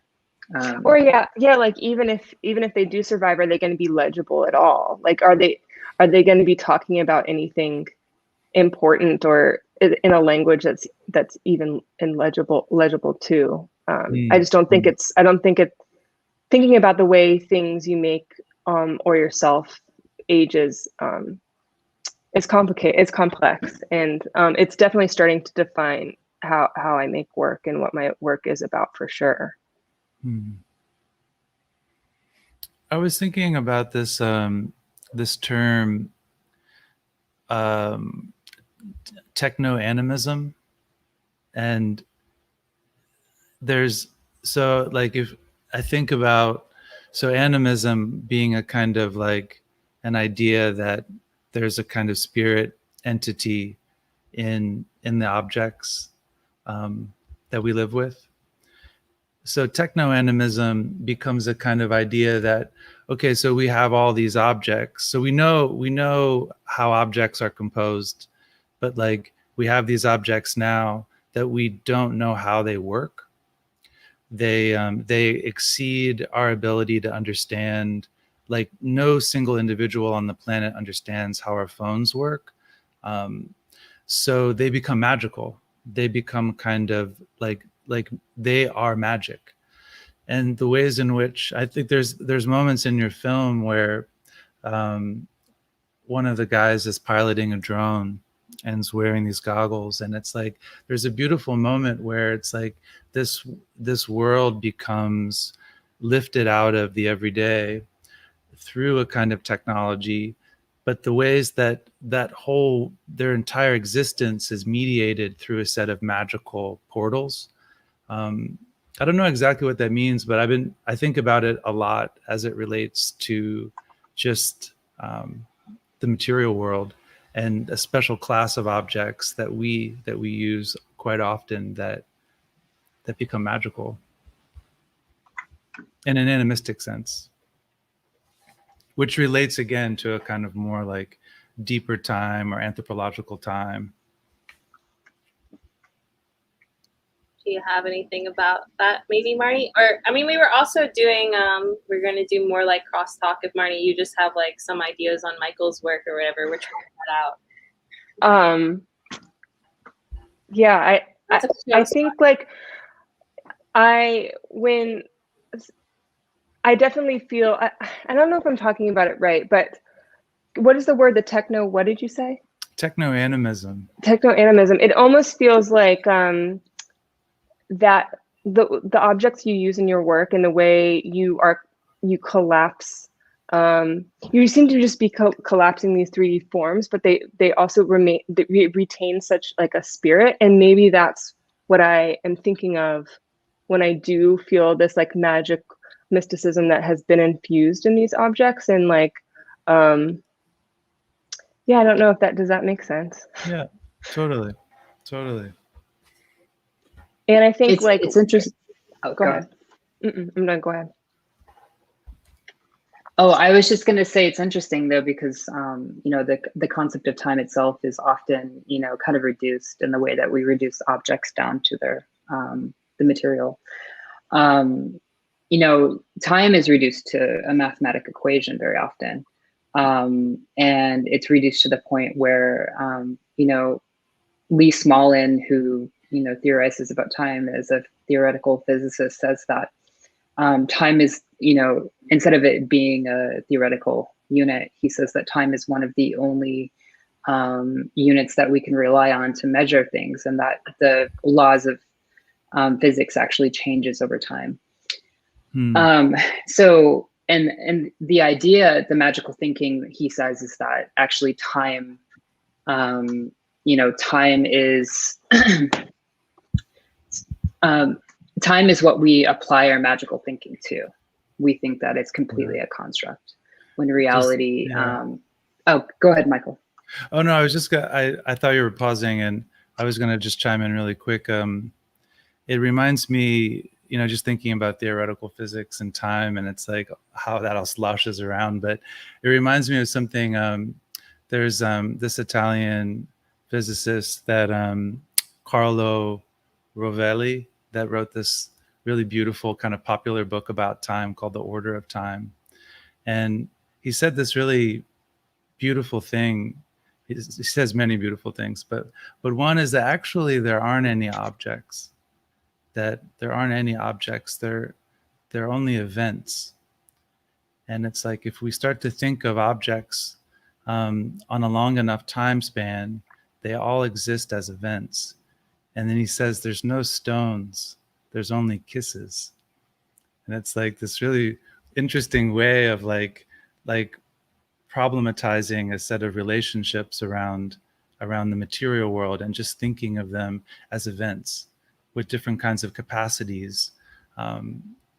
So a play. It reminds me of when you're talking about how when you go to CVS and there's just a million Band-Aids and you're like, why are there so many Band-Aids? And then you're like, well, this is what human sculptures are. Sculptures are events that are Band-Aiding all of these humans together, connecting all of these humans together, or, you know, solving some kind of temporary issue. But if you think about objects, they are, and could you explain that? But actually, could you just explain that? Because this was your idea, and how that relates to what you were just talking about.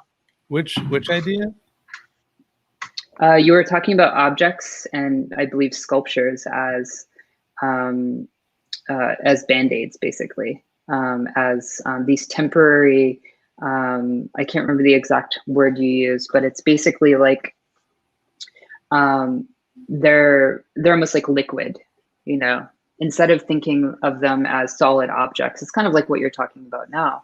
A lot of times sculptures are liquid in a large enough time scale. So if we think about sculptures over a really, really long period of time, they're really only filling the gap of time for a short period of time. You know, they are either destroyed, like paintings. You know, we try to keep most paintings that are very significant alive, or sculptures, you know, but they are usually decaying.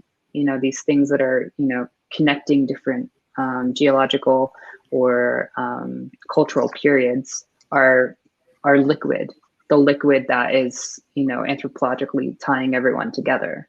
Could you explain the idea you were talking about, though? Because I'm not sure if I was, if I'm hitting that on the head as well. Yeah, I don't know. There's. I'm not sure I'm going to explain it well either. But I mean, the Band-Aid is a kind. I mean, there's some for folks. There's like some Band-Aids appear in the work often, and you know, of course, there's an idea around the morphology of the body and these Band-Aids sort of mimicking different parts of the body, you know, when there's an injury, of course. But there's also a set of metaphors, obviously, that wrap around the idea of the Band-Aid as it relates to healing, you know. But there's something crazy, like, you know, when healing is psychedelic, you know, like when you watch your body sort of like heal itself, there's something about, at the very basis, it's like we're reminded that we're transmuting, you know, and you know, we're always transmuting, we're becoming. And you know, maybe one of the reasons why folks like to hang out in these kinds of spaces is, you know, we generally like to mutate with each other, you know, like we go to school to kind of mutate with each other. And it's like that, watching that process and being with others, experiencing that kind of molting is really beautiful and powerful and charged, and that's where we build each other.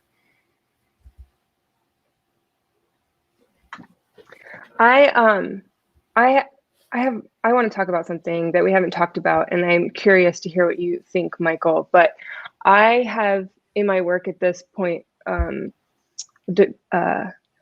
really come to know how much light is shaping everything that I do, and how my entire day revolves around chasing a particular kind of light and making sure that light is controlled and I know it and I can replicate it.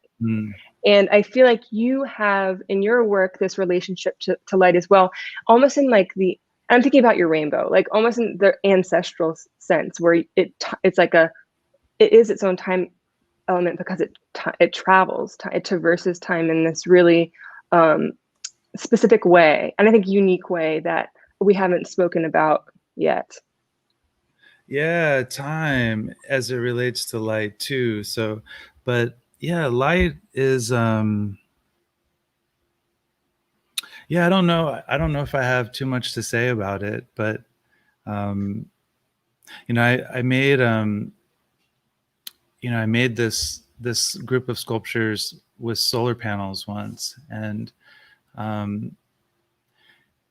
there's, of course, there's the idea that it's like this wraps around a few things that we've talked about, just to weave some threads together. But like, thinking about coal, thinking about coal as it relates to climate change, and thinking about coal as it relates to accelerationism, and like thinking about coal as this compressed amount of time. And it's like when you burn it, you unleash that time. You just distort time, because things speed up. You're unlocking that stored time as it lives in this kind of coal battery.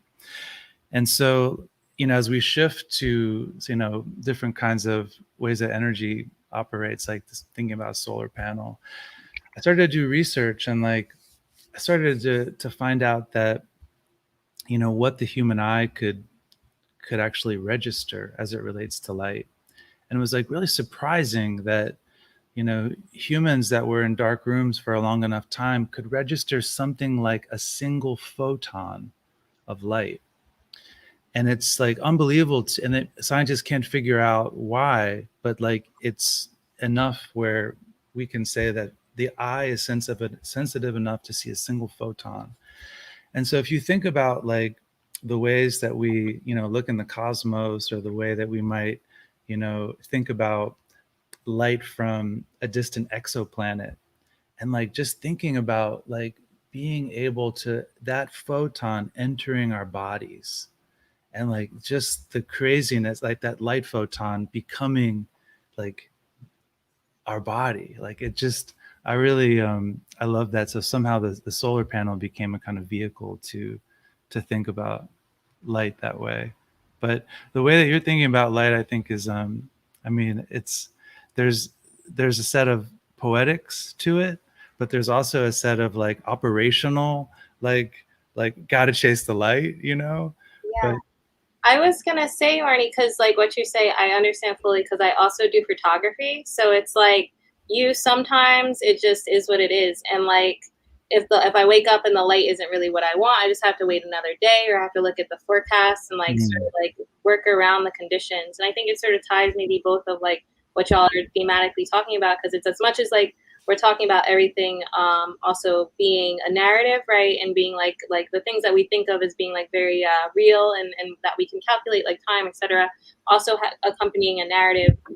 There also are like real material conditions that sort of can like sometimes engender and dictate how your work will be presented and how you are able to capture it. And also, since we're talking about tools, the ways in which you're able to work with that.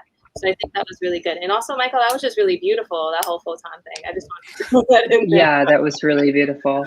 It kind of, I also like, Michael made me think about this, Marnie, but the idea of chasing a light reminds me of the con artist circumnavigator that Michael references in his work, thinking about how if we were to circumnavigate the Earth, that what you're describing, the light, would be, at a certain period at least, would be what would make sure we wouldn't crash into the shore through lighthouses.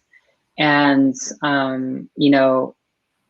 a lot of humanity has been, driven by fires and by lighthouses. And, one of the reasons Paris was, one of the most culturally relevant cities was because it was one of the first cities to have public lighting. So yeah, I think that there's kind of like this universal, not universal, but like very culturally key narrative that exists with light as a, in your case, capturing certain cultural moments, but also just, existence, and so the beginning of existence, but also light is likely what will take all of humanity through fire, through some kind of grand wildfire, right? I'm writing this sci-fi right now where this mind file, the 17th century monarch, is trapped in like the strip mall event space, and all like all energy is running out, and her only friend is like this yellow flower outside her window, and she has to choose whether the last remaining light, kind of like this ancient photon, she's going to consume it for herself or give it to her only friend. So I love thinking, now I'm thinking out, maybe I should make like a single, like this ancient photon character too. That's beautiful. Well, it seems like the only option is that everyone gets denied the interaction. Nobody gets the photon. You block the photon with a mirror. Everyone dies simultaneously. It has some kind of nihilistic end, right? They die gazing into a mirror or something. I don't know. I'll figure it out. Yeah, exactly. There you go. Yeah, it has to be like some 1984 like kind of end where it's just like you just feel completely sad and like all of your existence is worthless at the end. Don't do too much age where you'll get like a lot of bros. It'll bring back all the bros into your work. Wait, what will bring the bros back? If it's too much like 1984, you'll have everyone voting it, right? I'd sell lots of tickets. I think you're giving, I don't know, I guess it depends on which bros you're talking about, but yeah. Ones that like watch The Punisher and stuff, and they're like, oh, you know, I don't know. I'll make it for them. What if? But isn't there like two audiences to 1984? There's like the people that are using it for like right-wing fear porn, and then there's like the people that are like this is about like the psychological aspects of surveillance culture. It's not about actual surveillance culture, right? Of course, there's people who can read it who didn't get it right. So yes. I just love that the right wing is like using 1984 all the time. I'm like, do you know anything about the author? Yeah, and the black column is titled Black. Yeah, totally. So we are at the 2-hour mark. So I'm gonna say that we can have a couple more questions, or we can ask you a couple more questions and discuss things a little bit more, but we usually wrap up around this time. Alex, did you want to ask our guests anything else before we go, or? I was just going to ask if we had anything from the audience. Maybe now is a good time to throw a couple in, and then, yeah, just promote everybody's stuff and then wrap. Okay, awesome. Let me see. Did we have any? Oh, we have a question from the audience. Somebody just said the Turin horse. Not quite a question. The Turin horse. Sure. Yeah, the Turin horse. That's the Turin horse, the slow.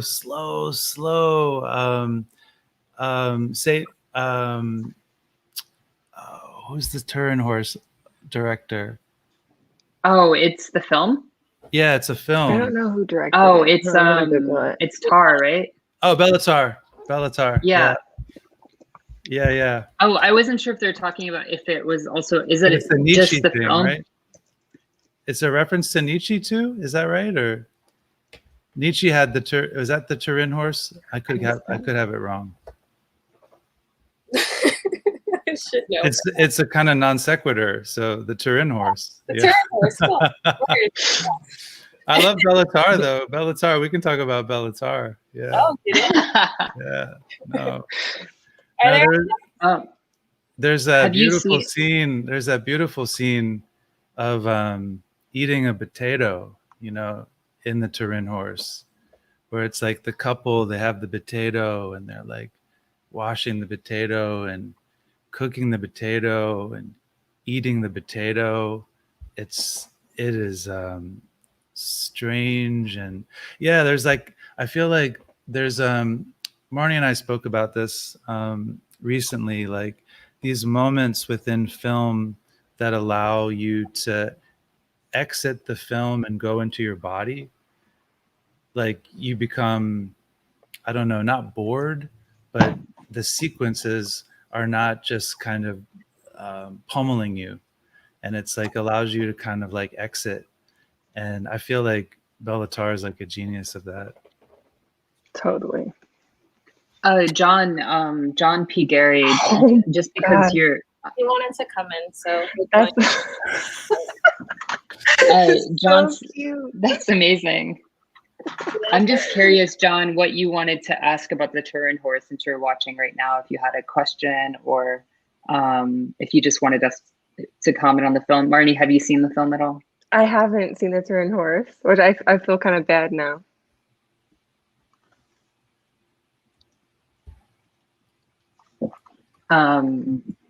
Yeah, so John, if you want to comment on this, we're working in real time, so I don't know if you left or not. While John is typing, can I ask a question? If is there time or are we wrapping? I don't. Yeah, no, ask a question. No, please. We don't have to wrap. I'm giving everyone the opportunity to opt out at this time, basically. So yeah, we have as much time as you guys want to hang out, but I also want to give you guys the chance to opt out as well. So. No, I had it. Marnie, I was curious. Did you see Nomad Land? Not yet. My producer I'm working on with now worked on that movie. I haven't seen it yet, and I haven't admitted it to anyone. So I hope no one I know is watching this. No, it's but I have not cool. seen it yet. Chloe Zhao's work. I saw the writer. Chloe Zhao's work's fantastic, but yeah. Why? Yeah, no, I just I was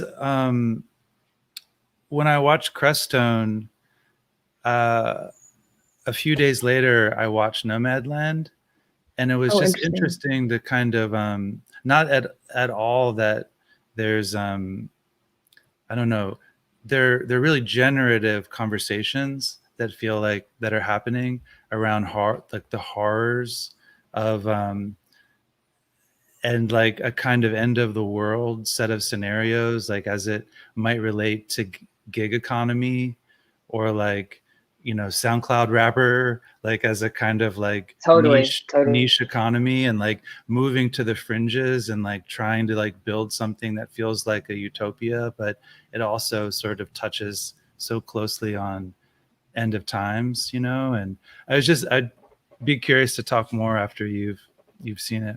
Yeah, I'll watch it. I've definitely been meaning to, for sure. I love Frances McDormand. But no, I think you're touching on something really interesting, though, Michael. Like the idea of utopia is definitely used in the gig economy. Like when there's a bill introduced last year in California, and there was one before that as well. I think it was Prop 22, so it was actually a prop.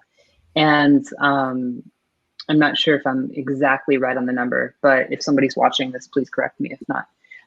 But it was basically, it was saying that basically you would, be losing rights if you did not vote in favor of this, and kind of gets at this idea that heightened precarity is almost always sold with this utopic version of freedom, right?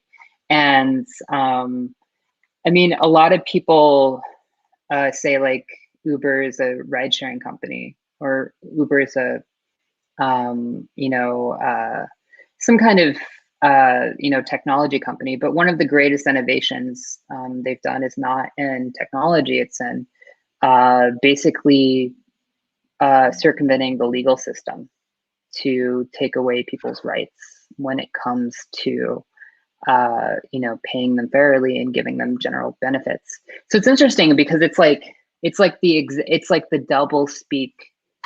It's like the double speak that people use.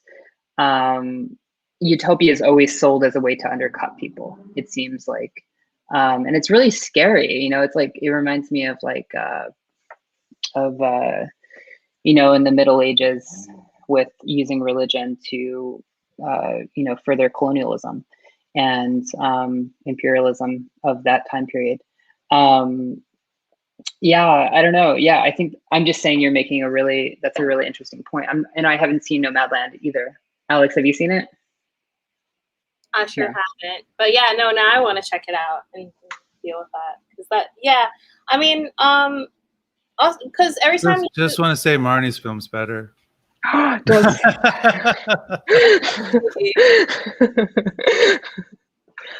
I'll hold on to that point. I don't know. We'll just keep rambling. Michael, can you explain the premise of Nomadland and how it relates, though, to the gig economy for us? Because we obviously don't know. And then I can give the premise of the Turin horse, too, for those that don't know. It's, I mean, it's a, there's a way that okay, I'm going to try not to review the movie because there's a lot to say about it, but you know, essentially it's a group of people that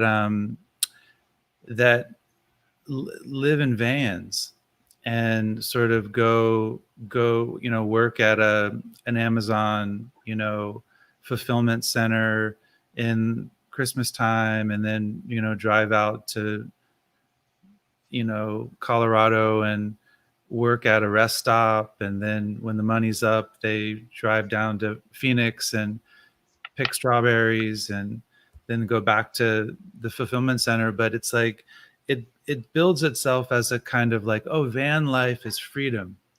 And you know, we see like van life as a kind of an idea around freedom, but there's a darker edge to it that feels really dystopic, in the sense of like, oh yeah, we've all come around to the idea that the good life is living in your car. And so it's, yeah, there's more to it, but that's the gist. It kind of reminds me of the way that the right wing uses the concept of freedom.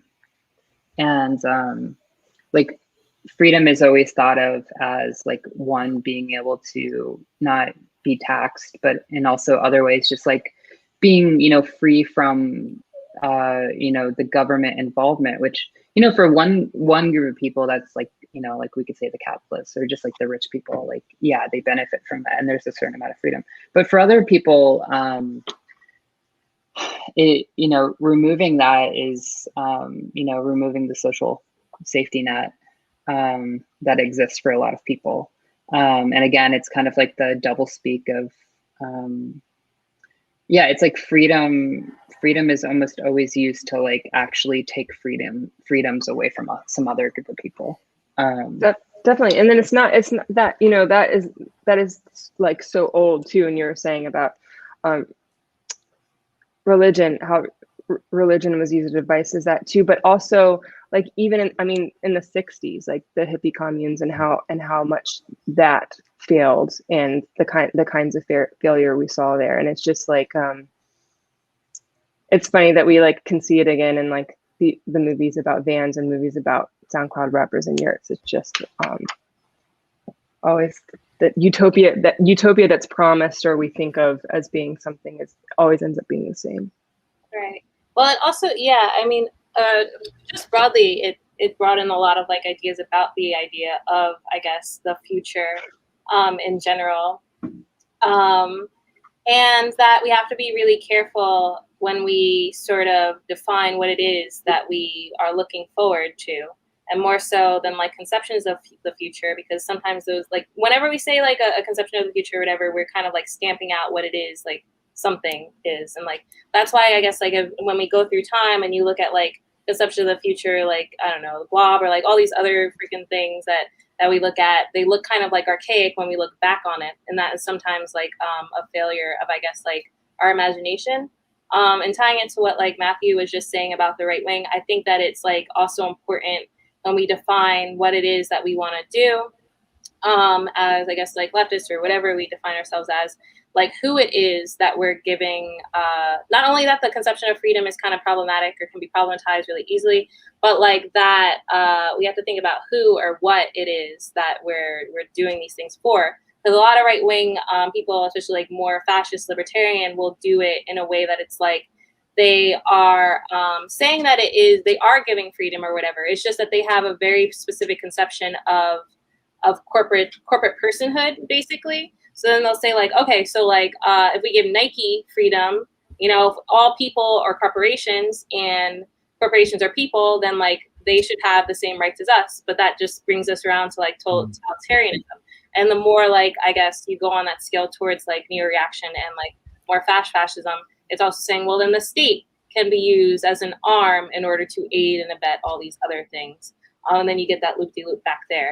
When I was doing all these notes, I also did a lot of stuff that I didn't even bring up or whatever about Marx, I guess, and that his conception of time and how that can sometimes even be like there can be issues that one can have with that.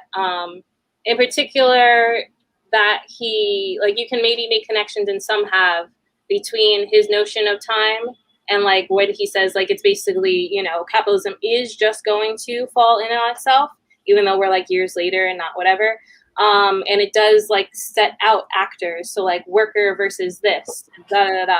And people have sometimes connected that to notions of eschatology, like Christian eschatology, like what's really the difference then if we're just like sitting on the precipice and waiting.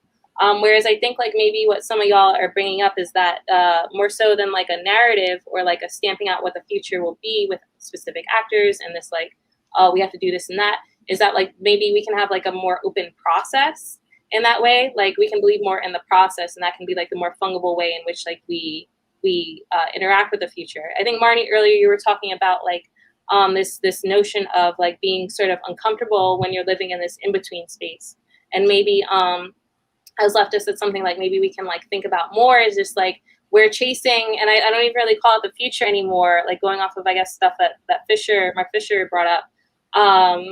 It's more like I think like that which is not yet, right? So we're always chasing something that we don't have language for. We're always chasing something that doesn't exist yet, and how it is that we can get to that, and more so in a fungible process than like around these narratives.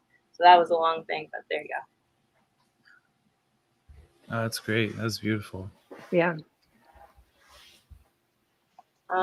But with that said, the last question was just if y'all know each other, and y'all don't, right? Oh, somebody asked if you guys know each other. Do you guys know each other? We know each other. We go way back. Sorry, I don't speak for people. Jeez. Yeah, we know each other. No, actually, Marnie was the one that introduced us to Michael. And just so people know the background of the show, our concept has just been to, you know, kind of like create a dialectic between two people's work. And, you know, we're still experimenting with what that means or how to do that. But there's so many different overlapping elements between both Michael and Marnie's work. And also, I believe Marnie said that, I don't know if I can announce this actually, is that you guys are potentially working together, I should say, maybe say. I don't know if it's an official public announcement, but I know that you guys have worked together in the past, at least. I will say that. Yeah, we've known each other. We've known each other in the past, but I don't think we've ever really had conversation about each other's work together. So this is like definitely a new thing. That's right. For knowing each. We have never known each other this way. That's amazing. Yeah. That's so amazing. But Marnie, did you have a studio in the same building that Michael's working in for a while in Baltimore, or there's some kind of crossover in Baltimore? Yeah, I was a student of Michael's in undergrad, and then I was in Baltimore when he was making The Ground, and we reconnected there. Oh, right. Yeah, The Ground is phenomenal. It's a really beautiful, is that an installation technically? It's a sculpture and an installation, right? It appears to be an installation because there's a bunch of objects, but you sculpted all of those objects, correct? Yep. Yeah, I think of it as a sculpture, but it's sculpture, big sculpture. Big sculpture.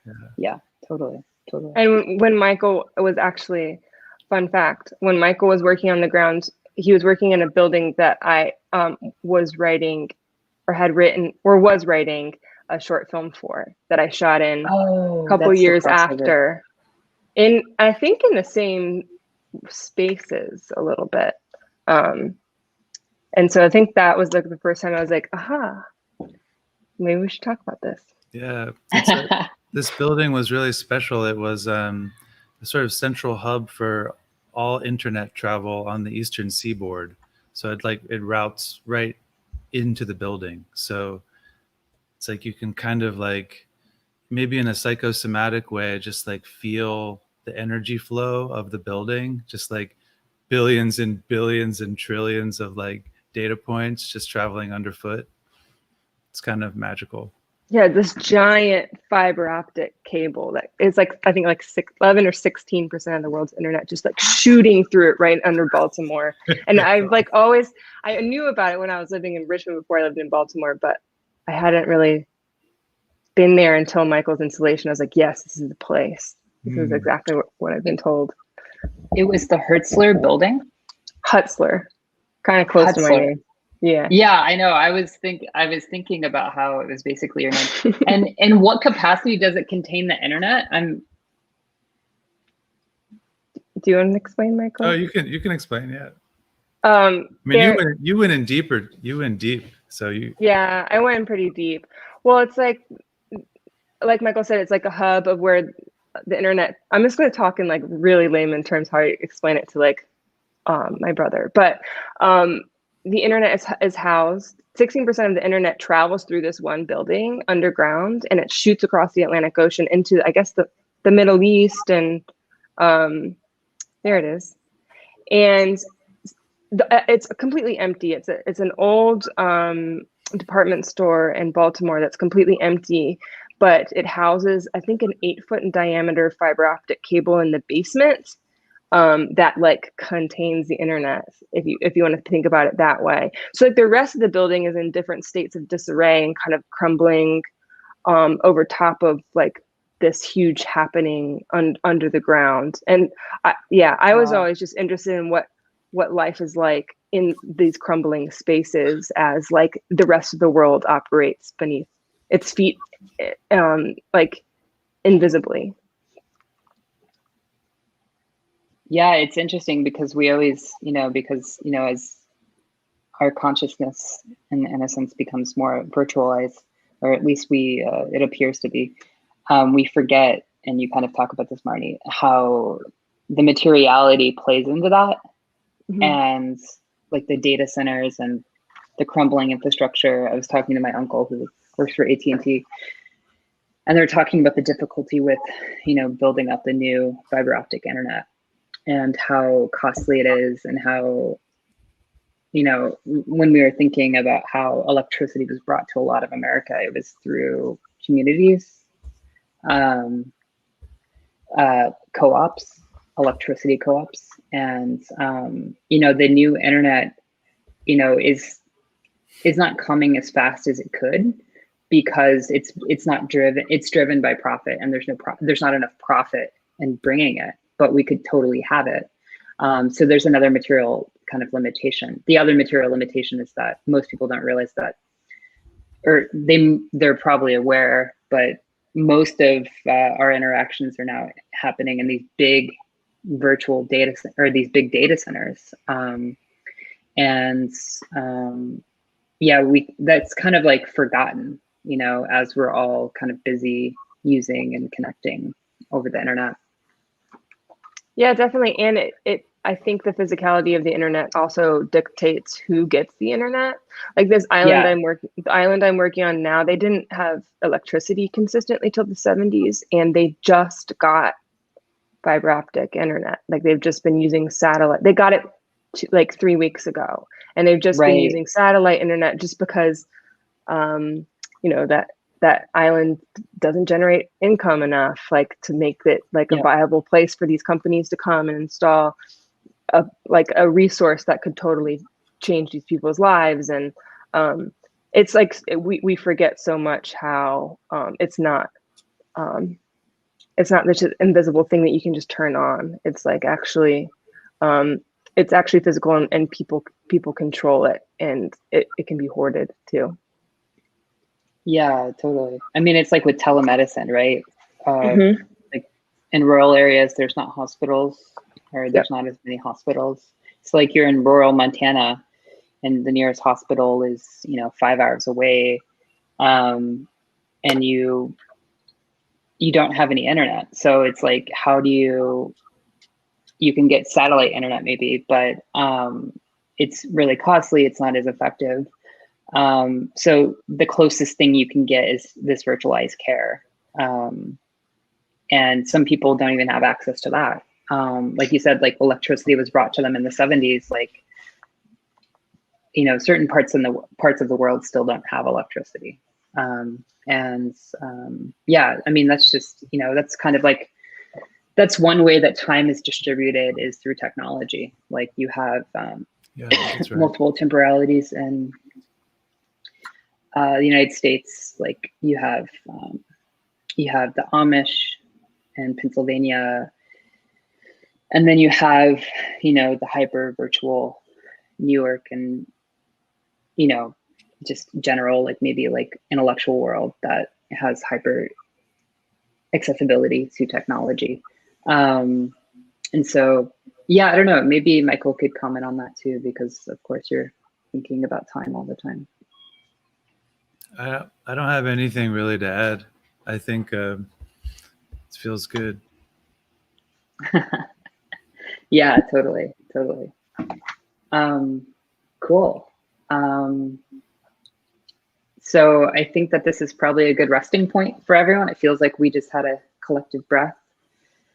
Did anybody want to add anything before we kind of transition out of our virtual bodies? You guys are amazing. Thanks for doing this. The questions and the comments and like the threads are just like so rich and textured and just lovely. It's really, really generous. I thank you. Thank you. Thank y'all. Literally, y'all, we don't have a show, so. Y'all are so cool. Like, Alex, I was just like watching you like put on lip gloss and then just like spout this like amazing shit. And then you just like pull out this big cat and you're like petting her. It was just like really an amazing experience to have these conversations. And like, agreed. You guys are really cool. Agreed. Yeah. Oh my gosh. Yeah. Yeah. Thank you so much for sharing this space with us. This is like such a, I mean, Alex and I talk about this all the time, how, it's an experiment and we really don't know what we're doing. And that's part of like what allows us, we're kind of in this scary zone of like what happens next, all the time. Doing it live and, meeting people for the first time and doing it. And it's kind of like a durational performance. So thank you for sharing the edges with us, as we're exploring what this means to be, humans and thinkers, artists, like family members. And both of you, are just, so talented. Yeah, I just, watching your film, Marnie, I was like, literally thinking about the end of the world. Like I was just thinking about the end of the world the whole time. This was not like, this was not shot in like 2018, 2019. This was like shot in like 2068 or 2138. Like, and those SoundCloud rappers are, still going to be there. Yeah. Were you going to say something, Alex? Yeah, well, but yeah, no, thank you very much. Like Marnie, your documentary was really amazing. I watched it a couple times. I watched it with friends and stuff, and they all really liked it. And Michael, yeah, your work is, I just love like the long durational aspect to it and like the dedication to your work. So I don't know. Yeah, thank you guys very much. Thank you. We all have stuff to promote. Right? We should watch the movie, watch Marnie's, watch Chris. Anything I want to promote now is a good time. Yeah, are there any new projects that you guys are working on? I mean, Marnie, I don't know if it's early enough to mention your film, but I mean, you can always come back and talk with us in the future. But yeah, I probably got another 5 years or something. So don't like, who knows how long it's going to take. But I love that. And then Michael's like, I have 8 years. Yes, right. Right. At least, yeah. Yeah, but yeah, check out Crestone. Yeah, well, of course, we're gonna upload more of the content about both of their work. And then, Michael, I wanted to thank you too. Like I was saying, I think when we talked yesterday, it's, just listening to your lectures, it's just really shifted my perspective on a really deep level. And, I just feel very comforted, and it's incredibly therapeutic on an intellectual level. I don't know if that makes sense, but it brought me back to Earth, not 12 Earths, just the one Earth that we're on right now. And so thank you so much. Thanks for saying that. Yeah, so thank you both. And of course, thank you, Alex, for doing this as well. Well, thank you, Matthew. Oh, thank you all around. Like, keep going around. But yeah, thanks again. So yeah, guys, go do what you want to do now. You're free. Stay in touch. Of course. Okay. Bye, everyone. Thank you. Have a good night. Bye. Good night. Are you staying, Matthew, or?